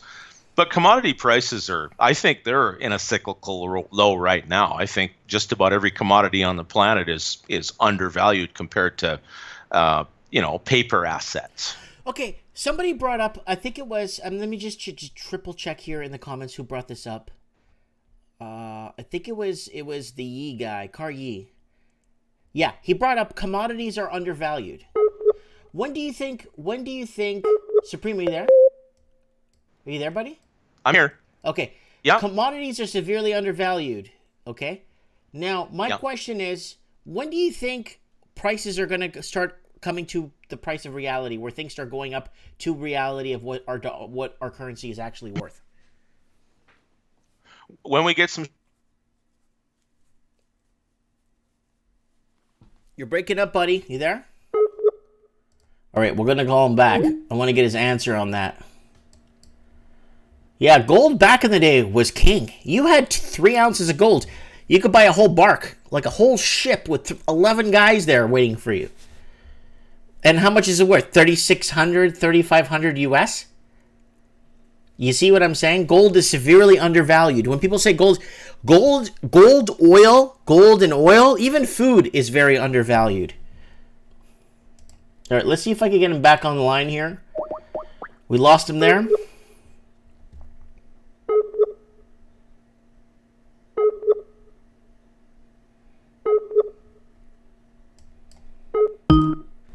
Okay, Supreme Cannon is getting internet problems in his area. Hello again. Who the hell is this? This is Supreme Cannon. Okay, good to have you on the show. Okay. Good to be here. When do you think, I made this video when I went to Tim Hortons, when do you think prices are going to start coming down to reality, or coming to reality where the price of gas is going to be $7 a liter, where things actually affect what our currency is valued at? I think that a lot of prices have been managed, or just simply capital has stayed away from it because they're chasing the latest mania, which is the U.S. stock market. So when you have a crash there, people start looking for other places to put their money in. Then you're probably going to have a run into commodities again. I think that the price of some items are managed. I mean, every market in the world is manipulated one way or the other. It sounds really clever until you reach a point where you run into a shortage of something critical. And once that goes, then probably everything will go. It might be silver, it might be oil. We might reach a point where, I mean, we take oil for granted. That's why it's so cheap. It's sentiment. So, you know, when we run into a point where we suddenly have oil shortages somewhere and it starts to show up in the numbers, then oil takes off, which is an input cost of literally everything in our everyday lives. That's right. Yeah, and once that happens, then I think a lot of money will shift into commodities, and those markets, some of those markets are very small. Like those numbers will jump. Oh yeah, hugely. we got KL3 in the comments saying $7 a liter. What? Supreme, tell us how gas could easily get to $7 a liter in a heartbeat. Oh boy, well, considering that we are already taking a haircut on our oil in Canada, if the Hello? We lost him again. We keep losing him.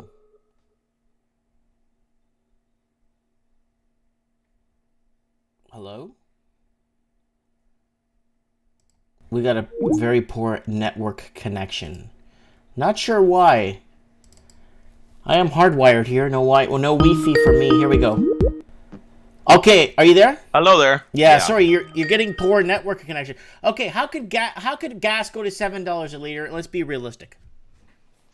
I think if you say the Bank of Canada. Oh, we lost him again. He's getting some really bad connection, people. Really bad connection. All right, Supreme Cannon, you're getting some bad connection there. I'm not sure why, but you are getting some bad connection there. Let's see if we could get someone else on the show who could give us a little bit of insight. Let's see, who can we get here? Man, I feel bad for Supreme Cannon. He's always having problems. I hope the Raven's not in jail. Let's see if he's if he's at home.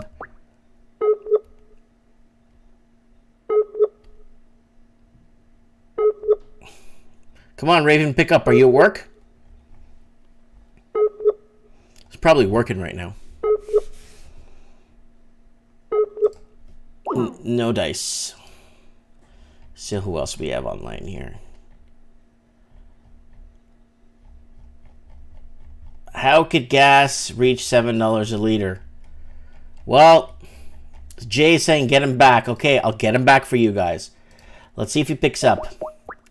He's getting some bad internet signal here, but I'm hardwired.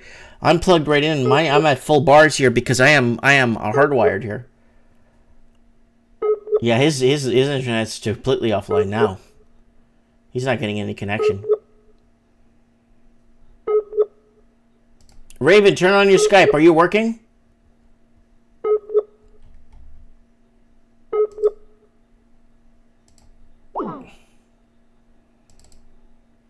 Let's see if we can get Raven on. He could tell us how to hedge against. He's probably rebooting. That's what someone's saying in the comment section. So, how do you hedge? Well, diversity is number one, and that's what we're hearing, everyone. Remember, guys, do not take my advice on any of this stuff because I can't read. Because I can't read, and you be careful with someone that can't read. What else? Who else is on? All these people on right now. Let's see if we get Supreme Cannon back for our fans here.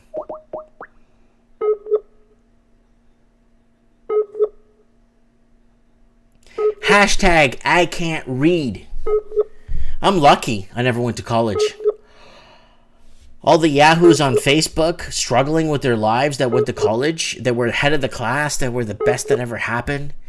My God. Yeah, Supreme Cannon's offline, man. He's done for the night. Yeah, guys, I'm straight out, guys. Straight up. Very, very grateful that I've, Come on, Raven, open up your Skype. I see you in the comments. Come on, guys, add me on Skype. Mike Martin's 1980. Yep, probably get the Raven call back in. Ah, look who we got. Oh, yeah. We got our man Leaf. Oh, Mike, what's going on? Yo, Leaf, what's up, brother? Thanks for coming on. I see you in the comments. I gotta pause you because then it'll loop back and forth between the show and the internet. So yeah, lower your volume on your side there so you don't have to hear me twice. I gotta turn up the volume on this thing. Might be better if I just recall you on the computer because I have a snowball. Yeah, go ahead and do that. Yeah, so 2 minutes. So we got Leaf in the comment section who is going to be calling us back. And Leaf's been commenting on my channel for what, like 2 years now? 3 years? And it's quite a few people out. The Raven's on. Raven, we'll have you on after. I don't know if you're working night shift or what you're doing or if you're just hanging out. But we're going to get Leaf on the show. Oh, we got the Raven on. What's up, Raven? Raven, you there? Hello? Hold on. One sec. You there, buddy? How's it going? Everyone's Skype is going down tonight. What the heck is going on? What is going on? Everyone's Skype is down. It's not me. I'm checking. I'm fully connected. I'm hardwired, plugged into the wall. I'm 100% in the wall. All right. Let's try. All right. Let's try this again. Raven, are you there, buddy? There you go. Sorry, I had my earbuds on. That's okay, buddy. It's okay. Okay, so what's going on? And how do you think people? Well, first tell us what happened at work. You said somebody got laid off. What happened? We laid off 50 in Winnipeg, 50 in Saskatoon, 50 in Melville, 20 in Smithers. I'm not sure the other terminals. I haven't got the numbers yet, but there's more. Kamloops, Edmonton. There's more layoffs. More coming next Friday. That's no problem, though. Don't worry. They're going to print some money. They're going to cut rates. They'll get the sugar rush going again. Trump will get elected, and then about a year and a half, 2 years out, get your house in order. Got a little bit of time, I think. Okay. So the Raven is a technician / engineer, and I drive trains. He drives trains. Yeah, basically, I'm about to drive one in about 10 minutes. And I'm heading back to Winnipeg. Oh, you're going to work in 10 minutes.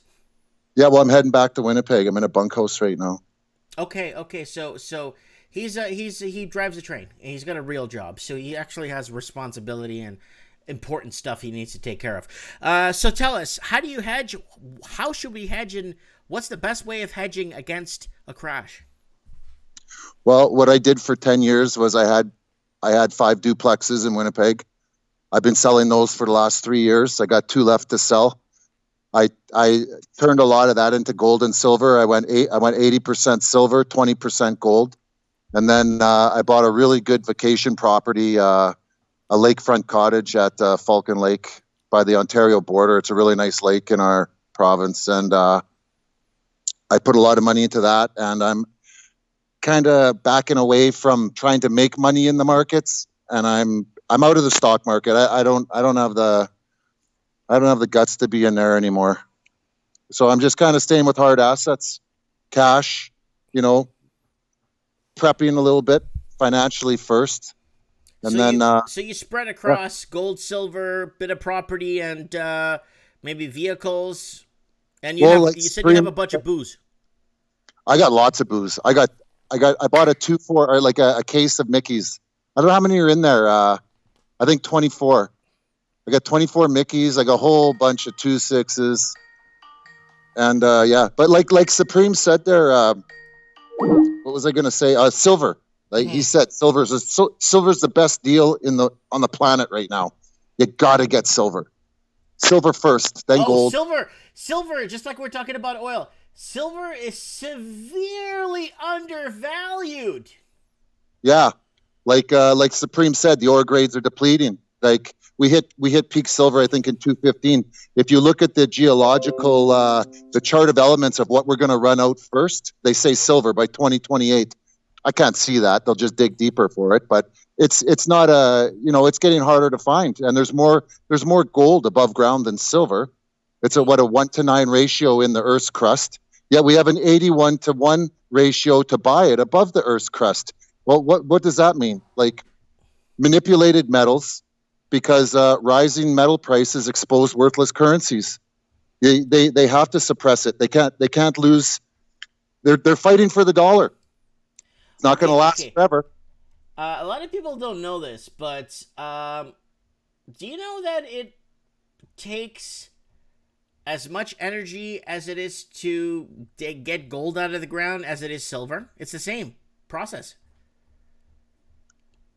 All I know is that they usually get 1 ounce of gold for every 9 ounces of silver in the Earth's crust. But it's the same process. It's very it's not easy to get out. It's not you're going to go with a shovel. Yeah, only 30% of silver comes from silver mines. 70% comes as a byproduct from lead, zinc, gold, and copper mines. So it's a byproduct. There's not too many silver mines out there. But you know what? Like the heated strips in the back window of your car, that's silver solder. It's in 27 different places in your vehicle. It's all over the batteries, their connections. It's in your watch. It's in your cell phone. It's in clothing. It's in satellites. It's in lasers. It's in solar panels. It's in medicine. It's in clothing. It's in hospital tables. It's in 10,000 uses, and they're making more uses every day. Life does not go on without silver, and they've hit peak silver, and we're going down now. Look at the numbers. What do we mine? 850 million ounces of silver a year, and we use about 50 million more than we mine. So, they're depleting the amount of silver. And look at how much India buys. It's insane how much that country buys of silver. Get it while you can. They're suppressing it. They're doing you a favor by keeping silver low. That's number one. If I know you can't really give investment advice, but the number one investment anyone should do is they should have as whatever they can afford of silver. Silver is good, and I'm going to be very frank with you. Silver is severely undervalued, and I spoke to a geologist / mineralogist, whatever you want to call it, from Denver. He told me silver should be worth at least $310 an ounce, not $12, $20 an ounce. I think adjusted for inflation, they say it should be around 147. Okay, 147. But because you said silver in actual physicality on Earth is being consumed into vehicles, refrigerators, and friggin' batteries and everything. So people are consuming the silver and using it into products. So no one's actually holding the physical stuff when it comes to reserves in banks. You know what? In 1964, you could take a silver quarter, you could buy a loaf of bread. You can take that silver quarter today and you can still buy a loaf of bread with that silver quarter today. Yes, you're Preservation of wealth. In 1970, you could fill your automobile with $2, or you could use 2 silver 1 ounce coins. Today, you can probably still almost fill your vehicle with those 2 1 ounce silver coins. $2 ain't getting you nothing. Right. Barely gets you a liter. That's why John Fitzgerald Kennedy in 1961 started implementing the Silver Act and putting silver into their coins. Yeah. And then Nixon took us off the gold standard in August 15th, 1971. Yeah. That was the biggest mistake in American history. Well, that's a change to a monetary system. We're having another change coming up here soon. It's every 30, 40 years they do a change. Bretton Woods, 1944, the Bretton Woods Agreement. There was another monetary change to our system. And then 1971. The next one is going to be a very interesting one. I think digital with gold back, something like that. I also believe that 5G, they're trying to get the smoke and mirrors over. Hey, look over here at the Mueller report. Look at all this that's happening over here. Meanwhile, they're rolling out 5G. Frying your brain. The stores are going cashless in New York. I couldn't believe that when I saw that the stores are going cashless. They grabbed Julian Assange and said, anybody reports anything on us, you're going to a supermax. You know, what an insane thing to take that guy away. He did nothing. He's no more guilty. He did his job is what he did. Yeah. So I see them causing a distraction with all this stuff. But what are they really doing? They're pushing Brexit to October 31st. They're raising the fuel prices to strap everybody's wallets. You there? Hello? Yeah, we're losing everyone today. Or you can turn down the people. Raven, sorry, we lost you there for a sec, buddy. Sorry, we lost you there for a sec.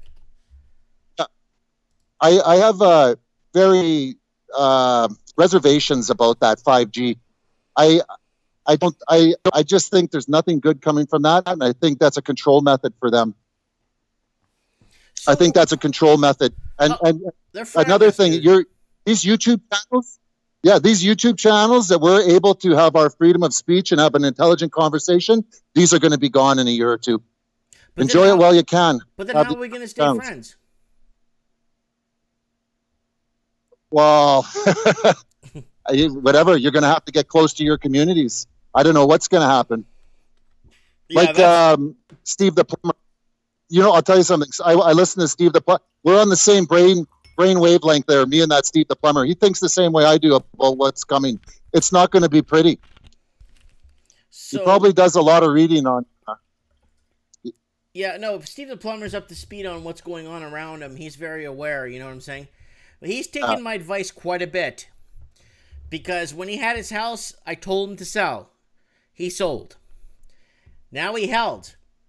And now he wanted to buy back twice, and I told him not to. And the 2 times he would have bought back in, he would be down he would have been down 400,000 the first time, and now he'd be down 200,000 today. So he's very, very grateful that he took my advice, at least on those little things. Yeah. Yeah, and I saw that real estate agent that you did, where the agent called and said that's dangerous advice. Yeah, that real estate agent, that was good. Okay, what is dangerous about getting people to learn do their own research? You know, that I knew a real estate agent very well for years. I know where they're coming from. Like I said, I left you a comment on that video, actually. But they got a 20-hour plaque hanging on their wall. You know, the plaques that we have come from hundreds and hundreds and if thousands of hours of research and reading and studying. And, you know, it's somebody with a 20-hour plaque that they're a cheerleader. You know, if a cheerleader knows that her quarterback has a broken ankle, is she not going to still cheer for him? Of course she is. You know, that real estate agent leader for a failing market, that's their bread and butter. They need that. You're assaulting their bread and butter, what it was. They took offense to that. Well, if just ignore them, move on. Well, if the cheerleader was smart, she'd bet on the opposing team. Didn't what's his name from the Red Sox do that? I think he got banned from baseball. Pete Rose. He got banned from baseball for life.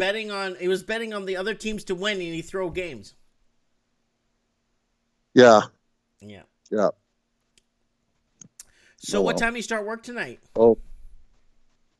Let me just I'm training an engineer. He's hey, what time do we start in work?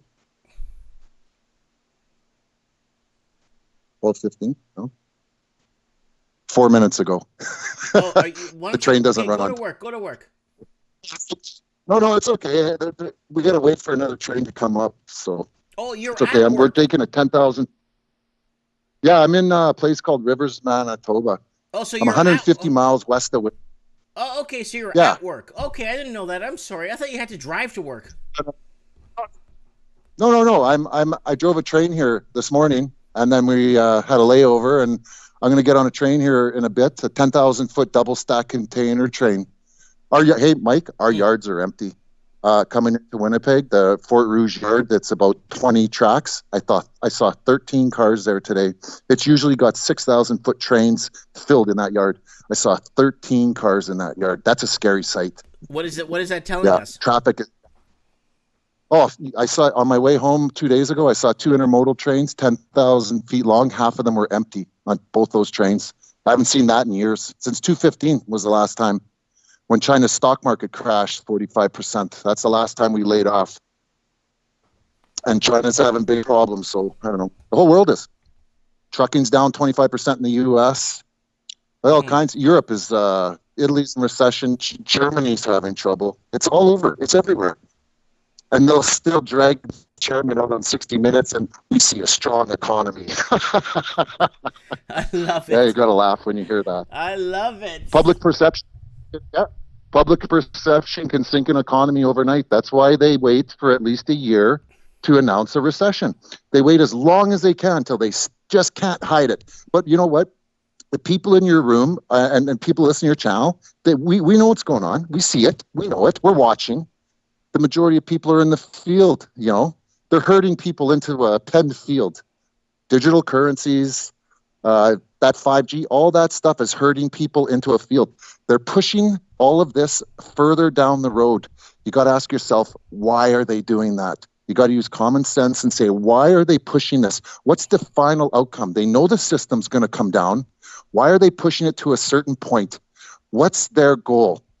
And I like to tell people, just remember, these people the Americans I usually talk about, the Americans have done some kind of shady things. They did some shady stuff in 2001. The Americans destabilized entire legit countries. Yeah.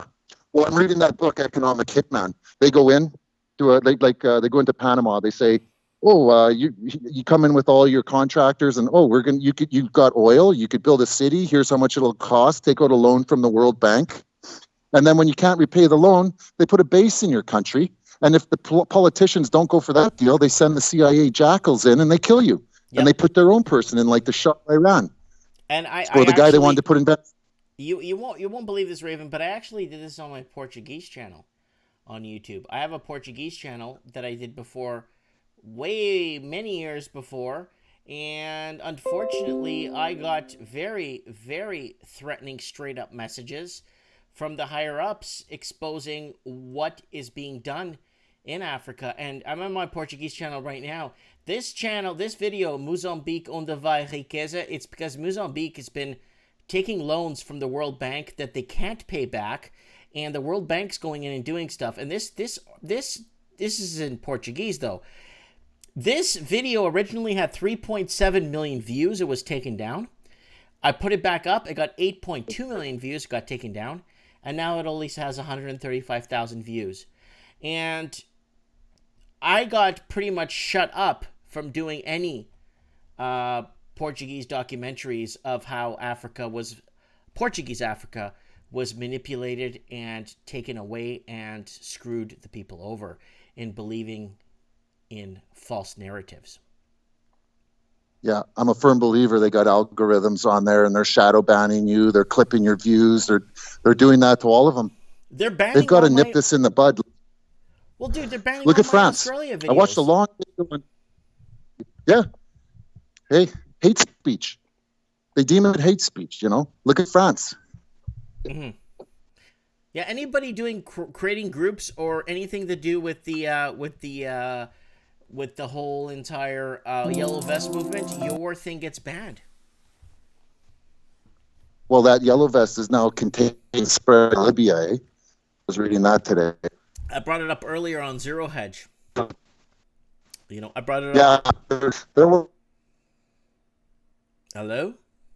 Hello, you're breaking up really bad. Are you okay? I have to let you go. Okay, let me go. I'll talk to you later, bud. So we lost the Raven too.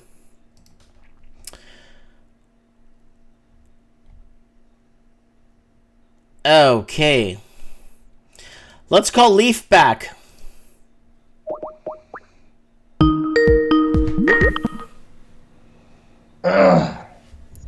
Hey, Mike, how you doing? Good, how are you?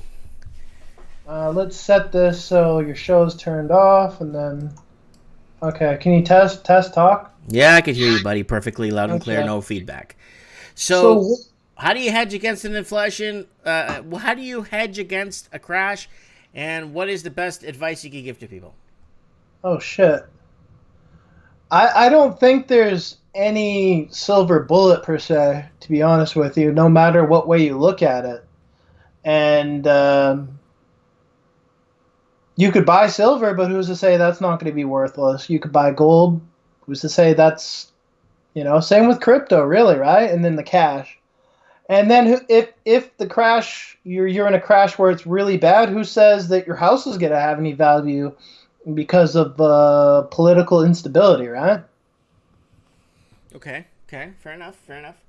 So, let me ask you, you didn't come on the show last week when we had our predictions. Where do you see things going in the next 5 years? And be honest. 5 years.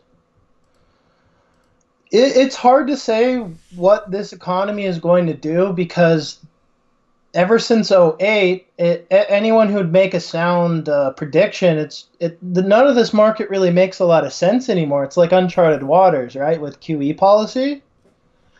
If I were to say realistically speaking, I would say that the banks are going to re-drop interest rates and they're going to do another round of quantitative easing.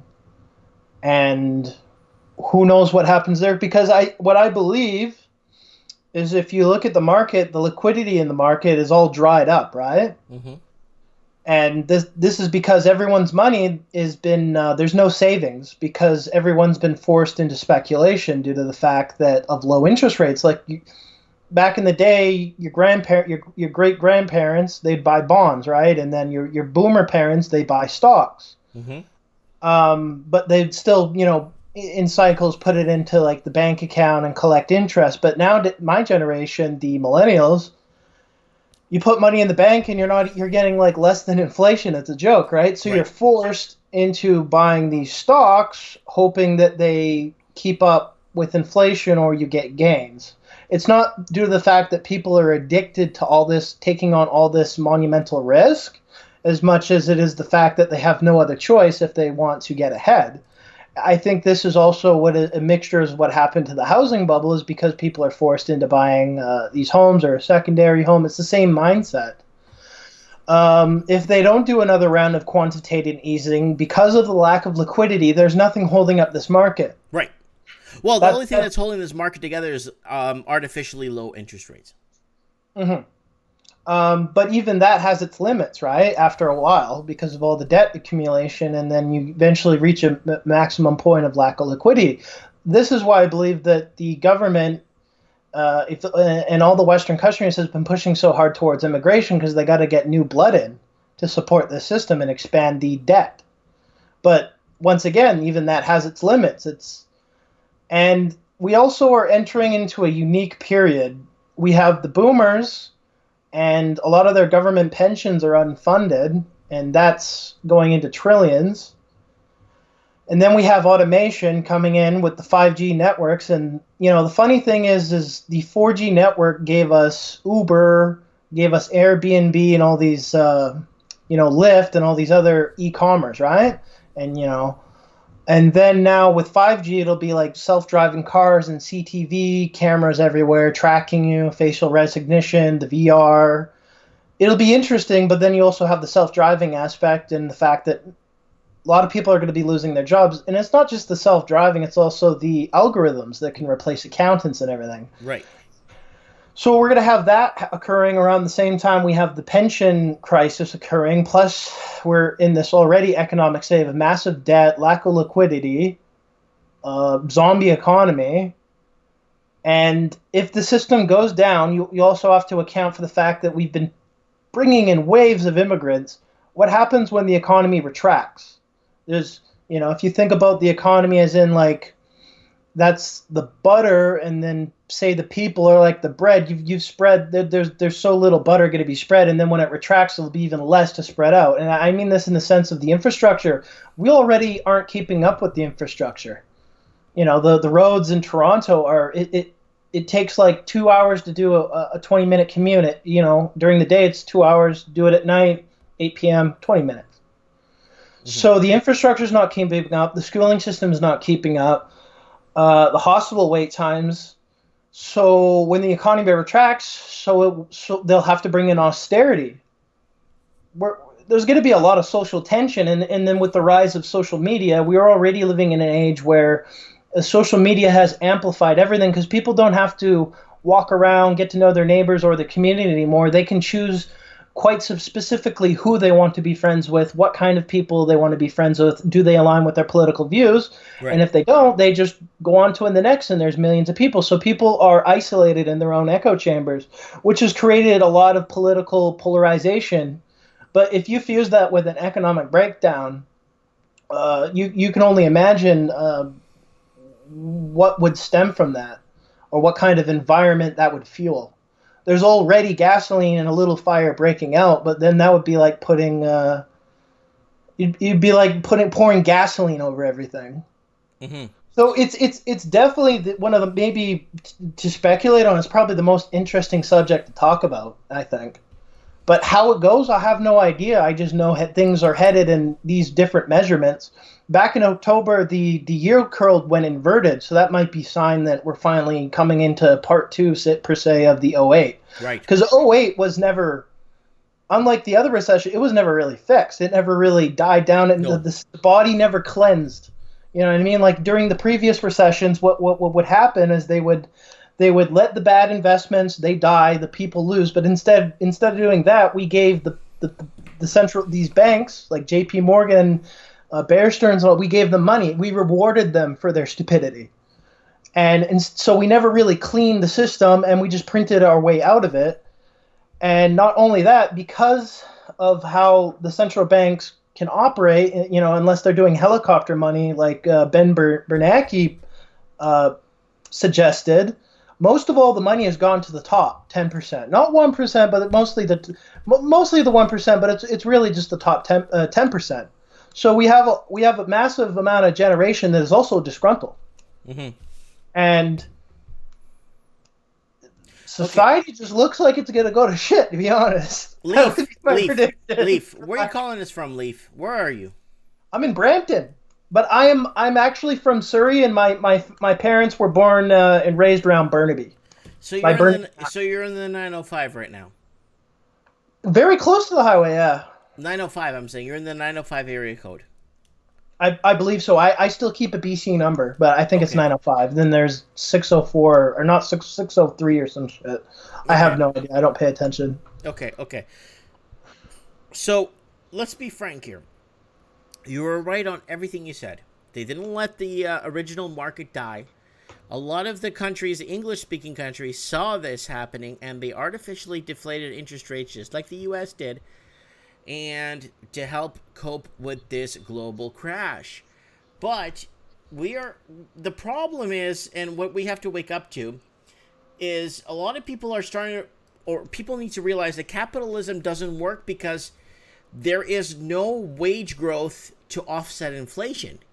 That's the problem. Capitalism will work if we make enough to offset inflation, and we're not. And that's a big, huge problem. And the wealth gap that we're living in right now, Leaf, is as big as it was around the 1930s, just before the great crash of the Great Recession. And one thing that's scaring me, it's keeping me up at night, is that there are many more children living in poverty in Western society than there ever was pretty much in recorded history in Western society. And they keep drilling us, saying that more education will make you brilliant, and that's an absolute lie. And my question to you, Leaf, is will we see the price of stuff reflect reality? Do you see things going up in price because of our deflated dollar? Well, that's hard to say because there's a lot of manipulation going on, right? Because if you look at things, you can really kind of gauge what the true price of things should be relative to how much energy it takes to produce.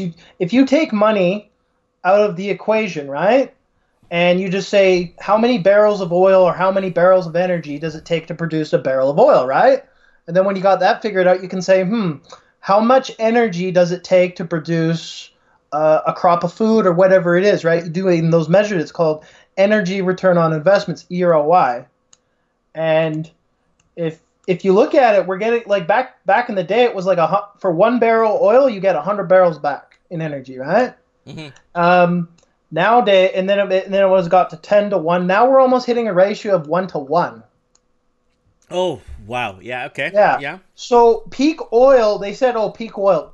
Well, the people that came up with the theory peak oil, that never really happened. But what did happen was peak of cheap oil. Most of the cheap oil is all gone. And the thing is with money, what creates, what allows the fiat paper money game to continue, right? You know what it gives it value? Is cheap energy. That's right. Cheap energy, cheap production, cheap food, cheap gas. So the thing is when you have a currency supply, paper dollars, and people say, our money's not backed by anything. That's not true. It's backed by the petrodollar, actually. But anyways, the cheaper the energy, the more elasticity of the currency.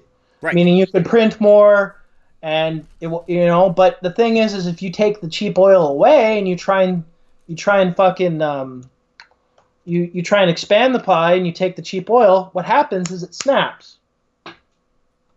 It just the system breaks down, right? Mm-hmm. So the only way that I believe that this system can continue the way it's designed and built is if you had a new energy source. because I just don't see how this can carry on forever. New energy source is 100% on par, but the problem is we haven't let this go the way it should be, because most economies are set on autopilot, and when things hit the fan, they let it go through, and they let it hit the fan, and they let things reset, and then we start over. But all this government Mickey Mouse propping is disallowing us from becoming or doing what we should be at. You know what I'm saying? Yeah, no, the government is reactionary, and so is everybody working at the helm, basically. I get that. But then how can an economist take something, because this housing crash that I've been talking about for the last 10 years should have happened 8 years ago, and it should have happened again this week because of the way the pattern the economy moves at. But why are they so dead center, or dead to rights, or dead to keep this garbage going? What for? What's the point? You have to pay for it. Because a lot of the people working at those positions, those jobs, would be out of a job the moment they tried to say otherwise. You know, how long is a real estate agent going to be employed when he's saying, oh, the housing market is going to go to shit? You know, how long is some mainstream anchor host at news agency going to be employed when he says, oh, doom and gloom, fucking panic? Mm-hmm. You know what I mean? They won't be employed for very long, so they have to continue to be the showman, keeping the show going in the illusion. Right. So I mean, a lot of people are seeing the smoke and mirrors. A lot of people are starting to wake up to it, and not only that a lot of people are in the midst of it, where they own a property they bought for $1.2 million, and now it's at $900,000. Like, I mean, what do they do? Did they blame the real estate agent? Did they blame the broker? Did they blame the bank? Did they blame the government? This becomes a big problem, dude. Well, here's the thing also, is that the bread and circus, right? You know about the bread and circus, the Rome, right? Well, explain to everybody what that means. There has to be basically, well, the reason they had the Roman Colosseum is to keep the people, docile, is they give them the gladiators and they give them free wine and free bread, right? Right. The bread roll. So the thing here is we probably have not even hit the point yet where the breaking point. And there is a breaking point where people just say, fuck this system, fuck this shit. Mm-hmm. But it and it's usually somewhere around the period where people's, they can't afford their food and shelter. A combination is where it gets that grim and dark. Then people finally get off their fat ass and do something.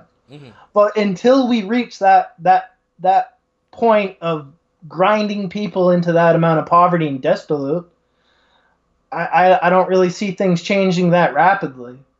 I see it coming, but it's going to be like, people think the crash is going to be, it's going to be in no time. You got to rush to Walmart, got to grab the food. No. It's not going to be one overnight thing. That's silly, right? It'll happen over a course period. Things will, there'll be like a day on the market at the stock exchange where shit goes fucking red, sure, but I don't think the system will just collapse instantly overnight. Well, we got Cotton Candy Beard in the comments saying the pre-sale market is a mess now, with people who paid deposits thinking they could flip it once they are built. Now they can't give even a mortgage to sell it. And that's what I brought my video up the other day talking about this, that people aren't securing mortgages with the new stress testing to pay off the deposits they put on existing pre-builts. And this is going to get worse, man. This is going to get worse. Yeah, I really feel bad for those poor people that put down payments on those pre-builts. Oh my God. That's bad. But it's also kind of funny. I had an older gentleman, an older friend of mine, and he was winning a lawsuit. Some injury in his company that he worked for 25 years fucked him over, Nordell. Easy with and that's what he wanted to put his money into. And you know what? He said he did the math, and the math he said was these people are trying to basically keep the companies that are building these pre-builts. He worked out the math and he said, you guys are not selling me the house on its current market value. You're selling me this house when it'll be built 5 years plus taking 5 years of appreciation. Right. So there's no reason for me to buy the pre-built. You've taken the incentive away. And then I guess there was some less educated idiots that were still buying into it. He decided to walk away. He's like, I'm just not in it. I'll hold on to my money. Mm-hmm. But about a year ago, that's what was going on. Is the pre-built builders, they were saying, yeah, it'll be built in 5 years, and we're also going to factor into the cost of the pre-built 5 years worth of appreciation going on current trajectory.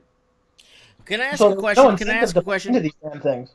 Let me ask a question. How do you feel about those builders that backtracked and turned around and gave people back their deposits because the property is worth more than what they put down on, and now they're giving people back their deposits and people can't do nothing about it? But if people walk away from deposits, they get sued. It's obviously both bullshit on both ends, right? And it's obviously a very unjust system. But, you know, the shit seems rampant here. Ever since I moved to Ontario, I hear about all this rampant corporate bullshit that goes on. Like, another thing is the insurance rates because of all the fraud.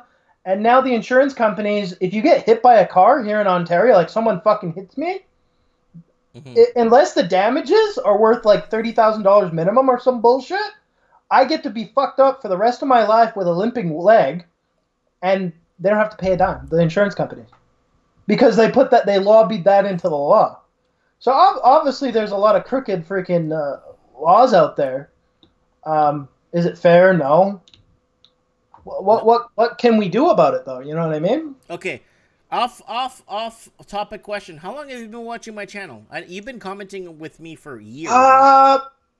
I would say about maybe 5 months before you moved to Merritt. So when you used to still do the podcast outside the apartment in, I don't know, was it Burnaby-ish or what was it? Vancouver, yeah, since then, I guess. So I guess it's been a while. It's been more than 3 years, actually. Good. You know, I notice you comment and you're always around, and you usually get my back, which I really appreciate, because there's a lot of trolls on there, and you always back me up sometimes. But they're not even good trolls. I'm a troll. I can troll if I want. But they're not even good, though. That's just I was even trying to give them pointers. I was like, dude, you should call in. And I guess they didn't have the balls to call in, but I don't know. But what I like about your channel is you bring the community together and you give us Canadians an area to have this discussion. There's plenty of channels out there that have been there for ages in America, and they all talk about this, but what I like about your channel is we bring that, and then we come in from, the Canadian corner of things, right? And then I know you got the other stuff going on in Australia and all the other stuff and bringing that community over, but I think you were actually the first to try that angle on YouTube. I'm the first to do the whole Skype thing. I am the first to bring in the entire Commonwealth under one umbrella, because everything that's happening is happening in every Commonwealth country, from London, Australia, Ireland, Scotland, the United States of America, New Zealand. They're all facing the same things: open borders, free trade, all this Mickey Mouse crap, and we're all the same. Every English-speaking country is the same. You know what? Bidding wars are going on. Where? In Dublin. Where? In Edinburgh. Bidding wars are still going to continue in English-speaking countries, but they're burning up everywhere in the map. And they're getting to where they can. Australia's gone. Canada's gone. United States West Coast is gone. And now with China capital outflows at zero, it's going to be really tough for people to get their money off their shores and park it in a different country. And it's been like I said, the Commonwealth is the same. And I think Australia is the biggest punch of them all, in my opinion. Talking about the Chinese, yeah, they cut off the capital outflows out of Macau and Hong Kong, but that's not the only thing that was cut off over the last year or two. I actually have some friends that work in the industry of international students, right? So they bring in a lot of people in from mainland China, and then they take them to Canada, and they get them the schooling, and they do the principals, and they have their own little private schools set up here, and they do all the accommodation and the chauffeuring of all the students, and it's a whole little industry of its own, right? That shit is actually coming to an end. I don't know if other people know this, but because I was privy to knowing one of these buddies that did this specifically, He was telling me that the Chinese parents are starting to get upset because now they're starting to see the results coming back home. Oh, the Canadians are teaching our children about smoking pot and doing other degenerate things that would get you in a lot of trouble in China. So word is kind of like culturally spreading out towards the mainland that don't send your kids overseas to the West because these people are all corrupted. And I'm not saying corrupted or degenerate, but in the sense of what they consider to their culture. So that's starting to actually get cut off as well. And I know that was a big source of income on its own right. Right. And now Ireland's taking in people. Ireland's been taking in students, and the Irish have been taking in tens of thousands of students now, where the Irish curriculum does not promote smoking weed and all kinds of stuff. And I read that article a few months back. I just wanted to throw that out there because you brought that up. But in all fairness, the whole parking your money in Canada is done. With the capital outflows coming out of China is zero right now, right? And hold on, we got a question here for you, for Leaf, from Devon, who lives in Auckland, New Zealand. Hi, longtime listener of the Mike Martins channel. I've seen your comments on Mike Martins' channel. Wanted to ask, do you see a domino effect happening in all of the Commonwealth, or is it just going to be Canada? I don't think it'll be self-contained because of how things have changed globally with the globalized market. I think if, say, the USA were to take a shit, I guarantee you China would take a shit. And if China takes a shit, we even see the trade war with China affecting Taiwan partially. So if you think that, the West will go down, it's safe, park your money in emerging markets will get snuffed out of the cradle before they're even through their baby steps, I think, personally. Because the emerging markets are betting and hedging on the fact that they're underdeveloped, they have a lot of potential. But the thing is when there's a downturn, you're not looking to invest and expand and then try and sell.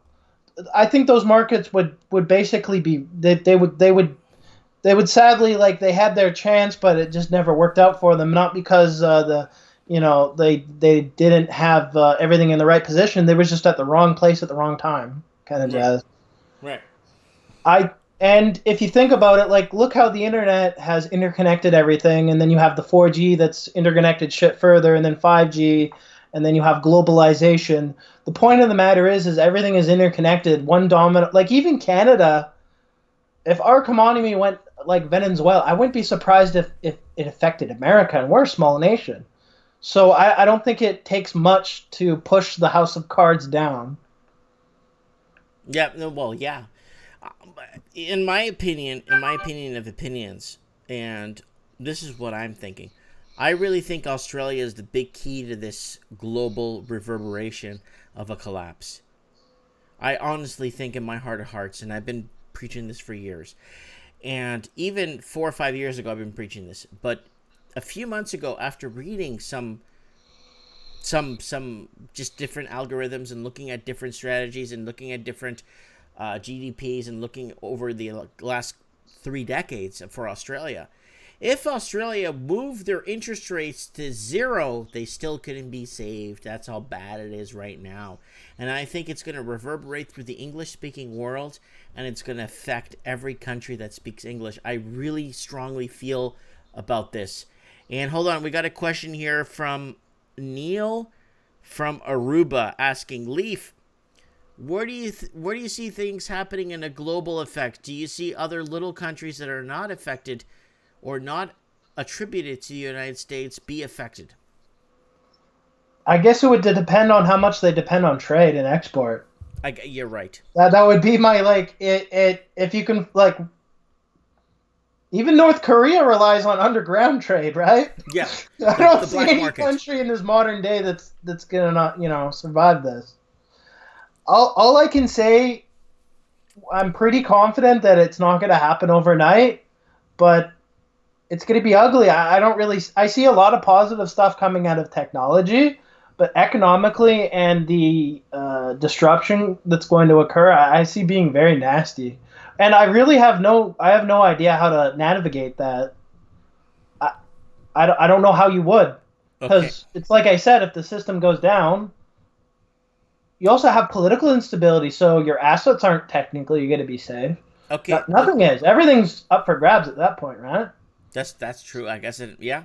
We got a question from Mark Perrant from Austin, Texas, asking Leaf. Continuity of government if there's a crash. Will it work? Is there a continuity in Canada if the system would go bust? Well, I don't. The thing is when the shit hits the fan, the government's not going to let go of power. That would be ludicrous. I don't think we're going to have some style of USS Russia collapsing event. You know, there'll still be big government. If anything, when the shit hits the fan, that's when big government's going to be grabbing with its claws the most and gnarling. Yeah, the government will still be around. Government might change. Government could be overthrown. Who knows? But most of Europe is disarmed. We still have our guns in Canada. We got the Americans still have our firearms. So, but a lot of look what's going on with China with their social credit system. It's pretty fucking scary. And they want that. And a lot of these tech companies, I think they want to push that shit out and roll it out here eventually. And I have a question. Hold on, I got a question here from Rodrigo from Macau. He's asking, "Hey Mike, great show, great guest. I live in Macau. I speak Portuguese and English. I have a question for your guest. Do you see 5G becoming a massive problem and frying people's brains in the West? Because we in Macau have voted to denounce the 5G program here in Macau, Portuguese, China." I'm not capable of answering that because I'm not really a scientist either or a health physician. Okay. I don't know. People are saying that there's some nasty shit, and then some people are saying you're just worrying about nothing. I have no idea.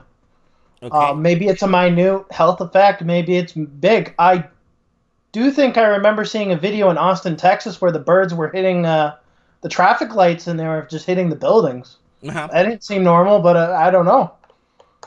I hope not, because we're going to all be locked into that death grid then. Yeah, I know. I hear you. And we don't get a say in the matter either, do we?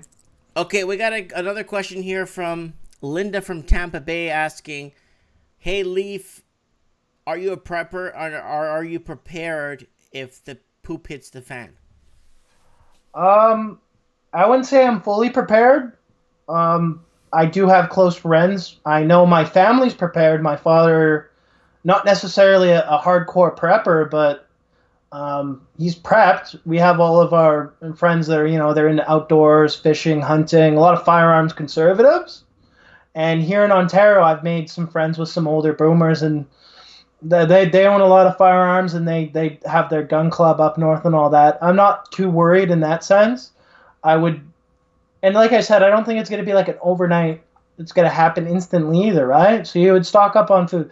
What I would tell anyone is, maybe if you're in Canada, you can own a firearm, get your firearms license, put it in the gun locker, keep some gold, keep some silver, keep some cash. Don't think cash is going to be useless. It is you'll still be using it, and then when you have that, and then if shit's getting bad, buy some food and then go up north. Yeah, just like Supreme Canada was saying, go up north, stay in a motel for 5 months. Pretty much, or if you're lucky enough to have a friend that owns a hobby farm, right? But yeah, something like a hobby farm, yeah.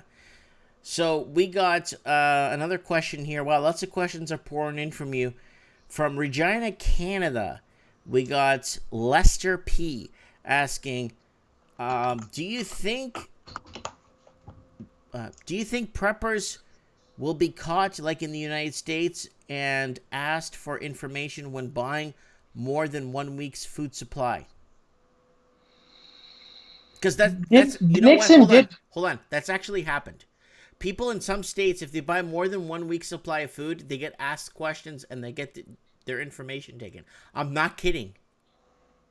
Well, when there was the gas crisis during Nixon, didn't they put in price controls and all sorts of fucking shit? Yeah, they did, but yeah, even if you bought more gas than what you needed, they actually questioned you. maybe you're questioned, and that's obviously a violation of your privacy. But it's like anything else. What can you do, right? Is that going to stop you from trying to get food? That's not really the answer. Is it going to stop you from trying to prep? You're obviously going to still want to prep. If you're unfortunate enough for them to be asking you these questions, well, hope you have nothing to hide, I suppose. Okay, Low Roller Scratcher has a question. Israel is not supporting 5G at all. Does Mike Martin guest know anything about it? I think Israel, at first they said no, and then it came out that they are. So you'd have to double fact check on that one. At first it seemed like, because they're a big developer of 5G, and then they were like, we're not going to unleash this on our citizens, but then they flipped on it, and I was like, what the fuck? Okay. All right. Wait, hold on. We got Cotton Candy Beard Gary saying RV would be good investment to keep mobile and not have to waste money on hotels if you have to leave town.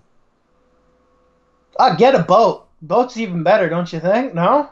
Well, boat's good, but the problem is I'm on the Pacific. I'm not on the Atlantic. I guess in your case. Yeah. Well, my family in Burnaby, I know if they prep, their prep plan is go to the marina.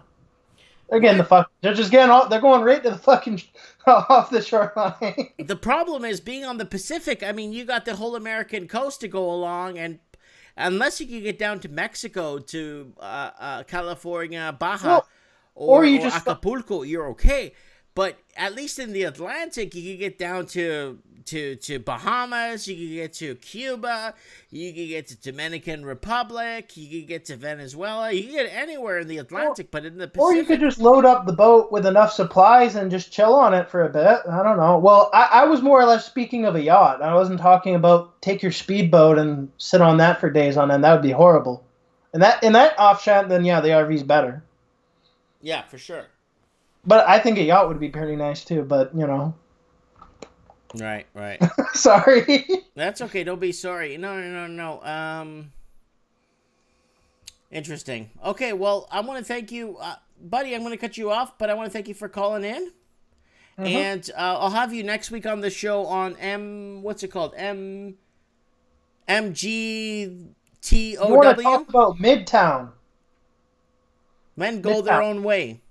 Yeah. Oh, that's a sad sort of affair. You know what? You want to know what the most underappreciated asset is? What is it? We're cash flow producing assets, and bitches don't want to buy us anymore. Yep, but that's okay. That's why men are going their own way. I was just making a joke, but yeah. Yeah. No, I hear you, bud. There's a whole group of incels out there nowadays, and there's people that proudly call them incels, and it's a product of the environment, but it's pretty fucked up. Mm-hmm. I don't really. It's not the best subject to want to talk about. Next week, if you can come on the show and go to MTO whatever W, I need you on the show to give us some of your experiences and why men are giving up on responsibilities and keep taking care of themselves instead. Seems like it's gonna end up going into cultural stuff, and it's gonna get really politically incorrect if you really want to go down that rabbit hole, because that's where that rabbit hole, because it goes all the way back from women's suffrage. Mm-hmm.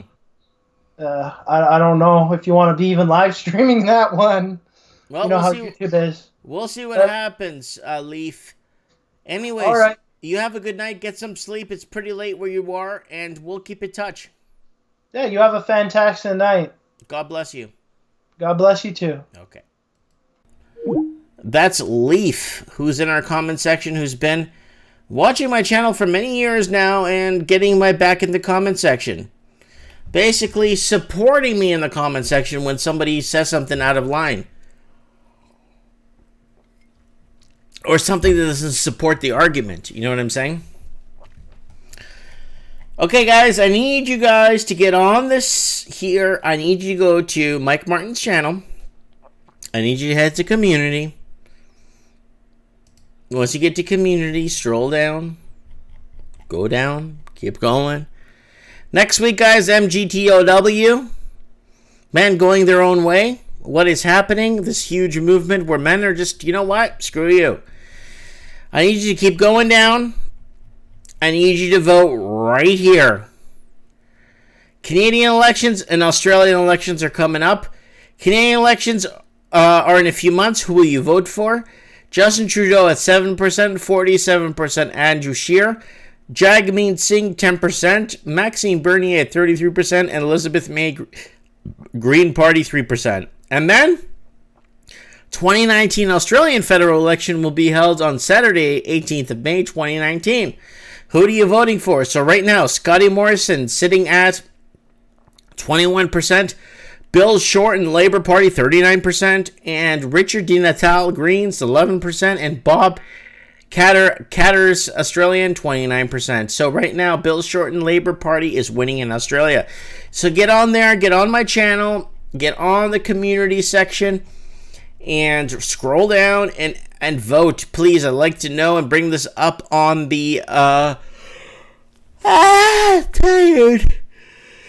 Bring this up on the show. Anyways, everybody in the comment section needs to come on the show at least once. Everybody that subscribes to this channel has more than 1,000 brain cells. Everyone that's on this channel and commenting is very knowledgeable. Every person that has got every person that's got some sort of knowledge comments on here. We got Mia Nino. We got Leaf that was on the show. We got Charlie Brown that's been on the show. We got Supreme Cannon that's been on the show.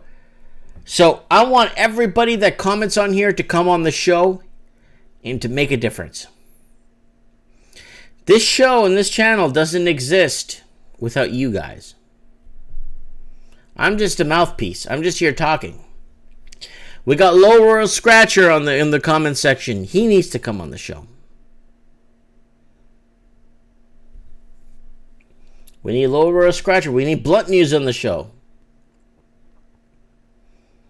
Metal Gear Mark III, we need on the show. We need everybody on the show that's going to come on here and make a difference. Markets Mornings on the show. Tell us what the markets are doing.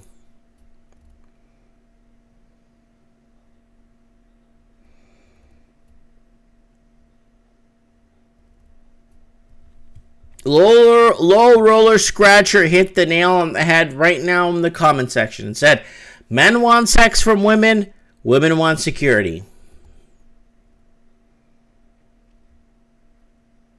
Ricky Smith, we need you on the show.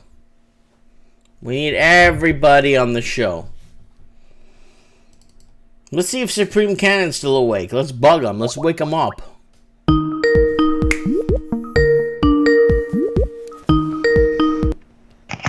Hello, Mike. Who the hell is this? This is Supreme Cannon. You just dialed me. I know I just dialed you. Okay, how is gas going to get $7 a liter realistically if prices go back to reality? Well, if oil goes back up $100, which it could easily do, you add in the taxes, you add the U.S. dollar going up because everybody dumping their money into the U.S. economy because, like I said last week, it's the cleanest crack house on the block. We take a haircut on the oil we send into the U.S. already. I don't know what tar sands oil is right now, but it was as low as a third of what the world price was. So if we lose currency value and the taxes go up and all kinds of nasty things happen, yeah, gas could go to $7. Okay. So what else what are you feeling, man? What are you feeling? Tell me, Supreme. We talked a lot about a lot of stuff. Market Mornings is asking, Mike, maybe tell everyone how to get on the show. It's very simple. I've been saying it since day one. Add me on Skype. Mike Martins 1980. Add me on Skype. Supreme Cannon, add me on Skype. Leaf, add me on Skype. Roller Scratcher, add me on Skype. Add me on Skype, and you could be on the show. Continue. Go ahead. Yeah, just get a Skype account. Mike Martins 1980. It's not that hard. No, it's really not hard. If believe me, I'm a technological Luddite. If I can manage it, you can manage it. Just get on here. Don't be sketchy. Be honest. Did you get Skype just for my channel? I had it before because I do conference calls with a few people. I got shanghaied into being involved in a housing association out in this area, so I had it already. But I thought, why not? I'll get it. And after I stopped in to talk to you for the first time in January, I thought, yeah, you want me to come on here if I can fill some dead air for you? I'm happy to do it. So what did you think about after visiting me in person? I had some fans come into the show, and I'll show you the video here. They came in the show. They came into the shop, and this was the day after you came in, and here they are here. And when they came in, they were like, "Oh my God, you're such a nice guy in person. It's like you're such a nice person to talk to." I'm like, "What do you like? I'm not fronting anything here." No, it's good. If anybody at our latitude who's on the Trans-Canada, and if you're going anywhere to or from Vancouver, you're going right through Merritt. Swing in and see Mike. It was great. It was a great visit. I enjoy being at your store, and you've got lots of kids coming in there and making deals with you and stuff like that. And I've been there and seen people from out of town specifically come there looking for board games. Like there's lots of I don't know anything about Gundam or Magic the Gathering or any of that stuff, but like I said, I'm a backwoods guy. I don't care about any of that. But there are huge markets for everything, and you've definitely got a finger on that pulse, and you're in a great location. It's a nice drive from anywhere to get to Merritt, and just to go shopping. It's a nice road trip. So you live in a small town yourself, and you don't believe in cities. Yeah. What is it about a city that you dislike the most? Stress. It's hectic. Once I get past Hope heading into town for anything, I don't enjoy it. I don't like traffic. Like Kamloops has gotten nuts in the last 3 years from all the building going on here. Like it's just getting dumb. They're not remotely equipped for the volume of vehicles that they're having to handle now. And the idea that this is just going to keep going on, well, everybody says that. It's going to go until it can't continue. It pretty much shocks me. You remember seeing old detective shows from San Francisco and Los Angeles from the 70s and 80s, and the traffic was ridiculous. What people will tolerate shocks me. I'm not set up for that at all. And if I had the kind of money that I could go live in a city and, okay, there's lots of pretty women around, lots of exotic restaurants and stuff, maybe I'd feel differently. But yeah, I live in a community of about 2,000 people, and I've been here more or less continuously for 40 years, and it's a beautiful area. It can get a little boring at times, but I can afford to live here. I'm living the life now that people save up all their lives to retire and do. So, as far as I'm concerned, I'm ahead of the loop. One thing I've noticed after moving to Merritt is the amount of disposable income I have is phenomenal. Absolutely. I've got a fairly, I'm not making six figures. I won't disclose more than that, obviously, but no, here I'm living inexpensively. All of my obligations in life have been discharged. The kids are all grown. I've got a really good rent deal where I am right now. Yeah, I'm able to put half of my monthly income away. I'm like Smokey and the Bandit. I'm almost 54 years old. I got a long way to go and a short time to get there. So I'm on it. I like how you brought that up, Smokey and the Bandit. Yeah, I miss Burt Reynolds. Yeah, I know. He just suddenly passed away. It was something that we never expected. You know what I'm saying? No, I thought he was made of iron, that man. I mean, he was in his 80s. I guess we all going to face the end of the journey sooner or later, hit the exit ramp. But, yeah, I hoped he'd go a while longer. So, are you going to be on next week's show? We're going to be discussing men go their own way. I'm going to try. I've been being harangued by the landlord to show up for a birthday party on Saturday, but I think it'll be during the day. I'm planning a road trip this week.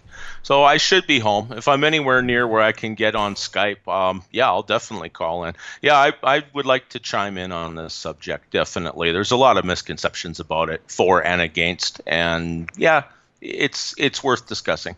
Yeah, that's good. So when are you going to come back to Merritt? Well, I will probably be going through there Monday. I'm going down to the island, and I'm going up island, and then the plan is to take the ferry from Kelsey Bay up to Prince Rupert. And I've got a lot of family in Terrace. And then my stepkids are in Williams Lake, so I'm gonna make the Great Circle route this week. So you might see me Monday, unless I go through early in the morning. But I'm closed Monday. You're closed Monday. That's right. Yeah. Wednesday, okay. Thursday, Friday, Saturday, I'm open. Okay. Okay. Good enough. Well, then that answers that. It'll be a week or two, but you'll see me again. Okay. Yeah, because these girls came in the day after you came in. Yeah, I saw the video. Yeah. And before you, the last person that came to meet me and spent a couple of hours with me. Do you know where you came from? No, where? Colombia. Colombia, is that right? I'm not lying to you. He flew into Vancouver, took a car up to Merritt, and he's on his way to Grand Forks. And he said, I have to stop to see this guy.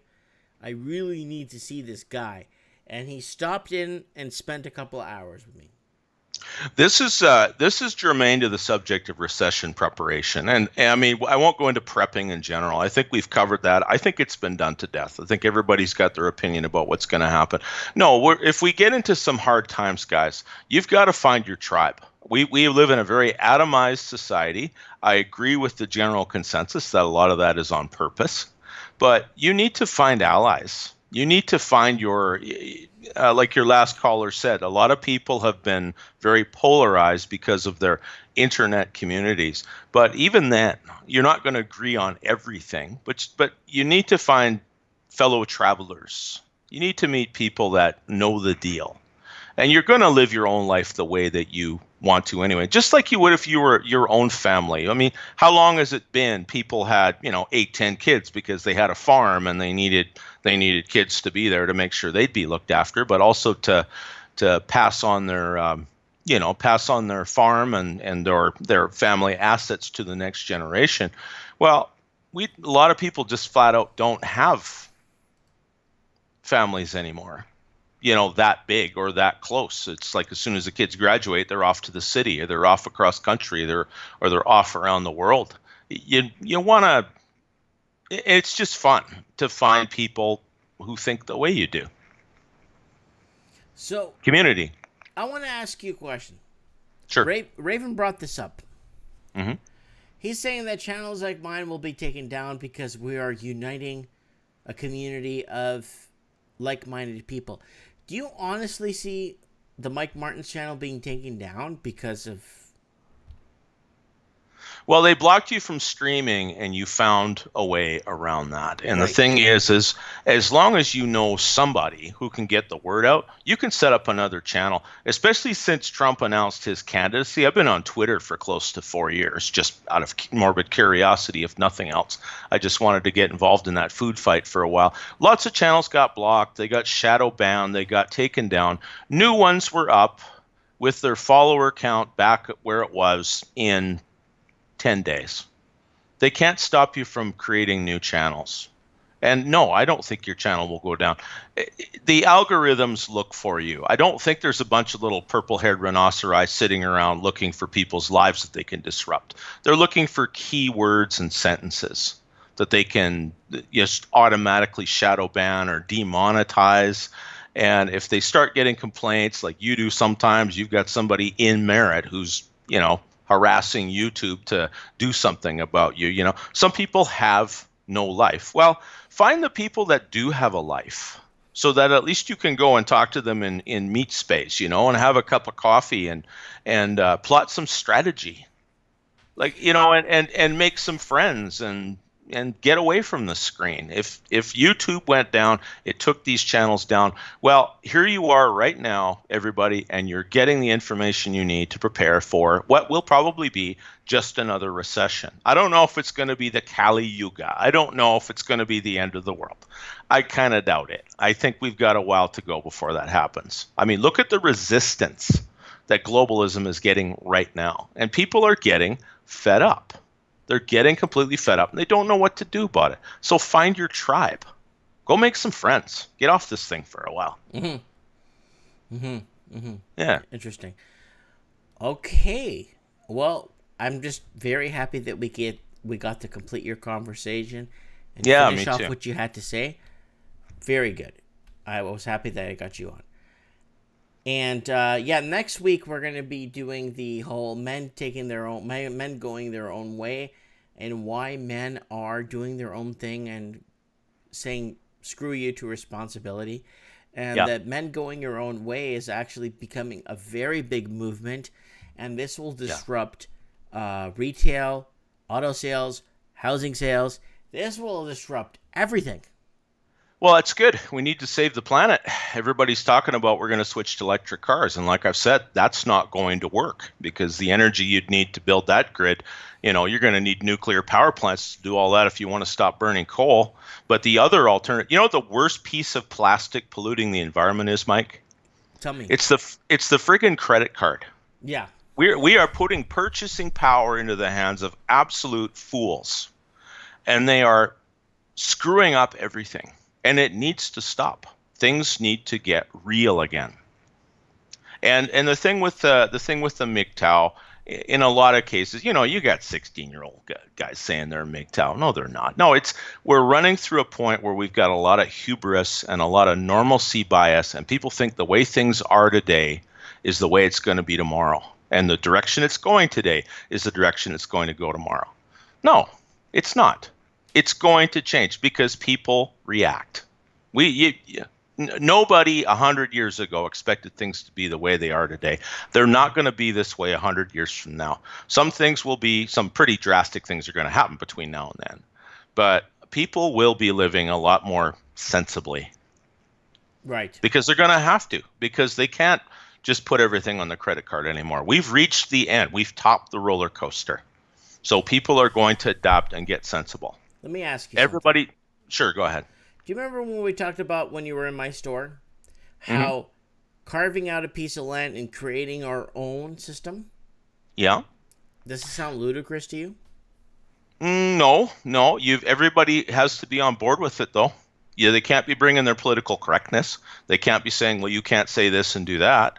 Everyone has got to accept that they're going to pull their weight, whatever that weight might be. Mm-hmm. If you want that community to have continuity, well, you're going to have families.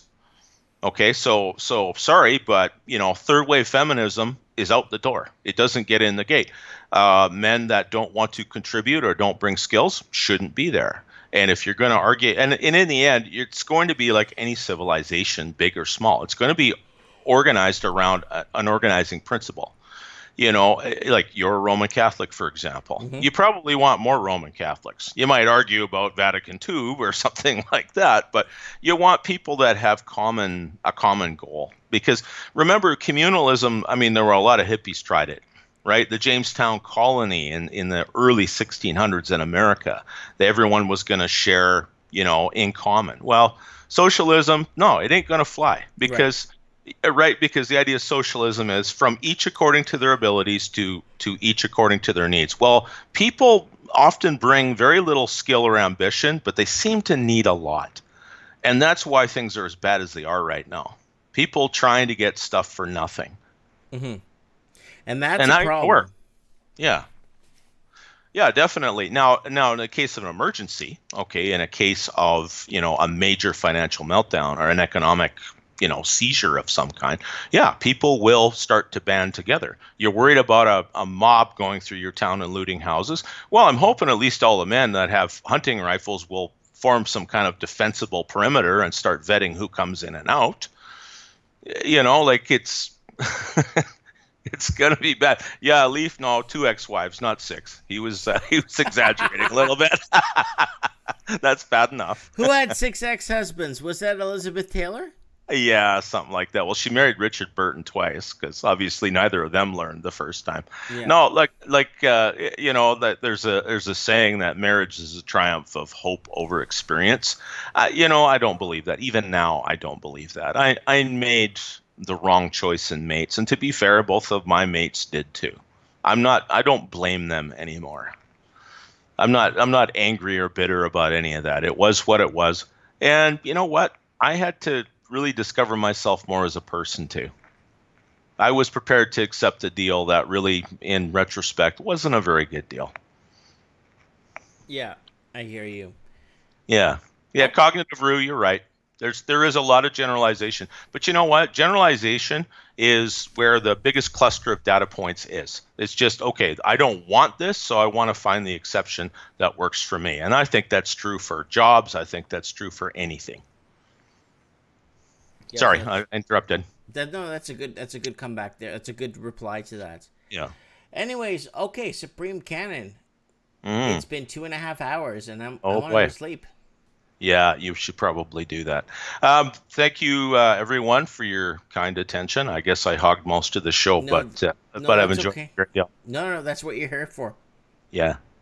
And I appreciate you coming by the shop, and I'll see you in the next couple of weeks. Yeah, absolutely. I'll be going through there, guaranteed. Are you going to make a cameo for us? Well, I'll shave before I come. I'll do a cameo for you. Yeah, sure. Okay, Steve, Supreme Cannon promised he'll do a cameo.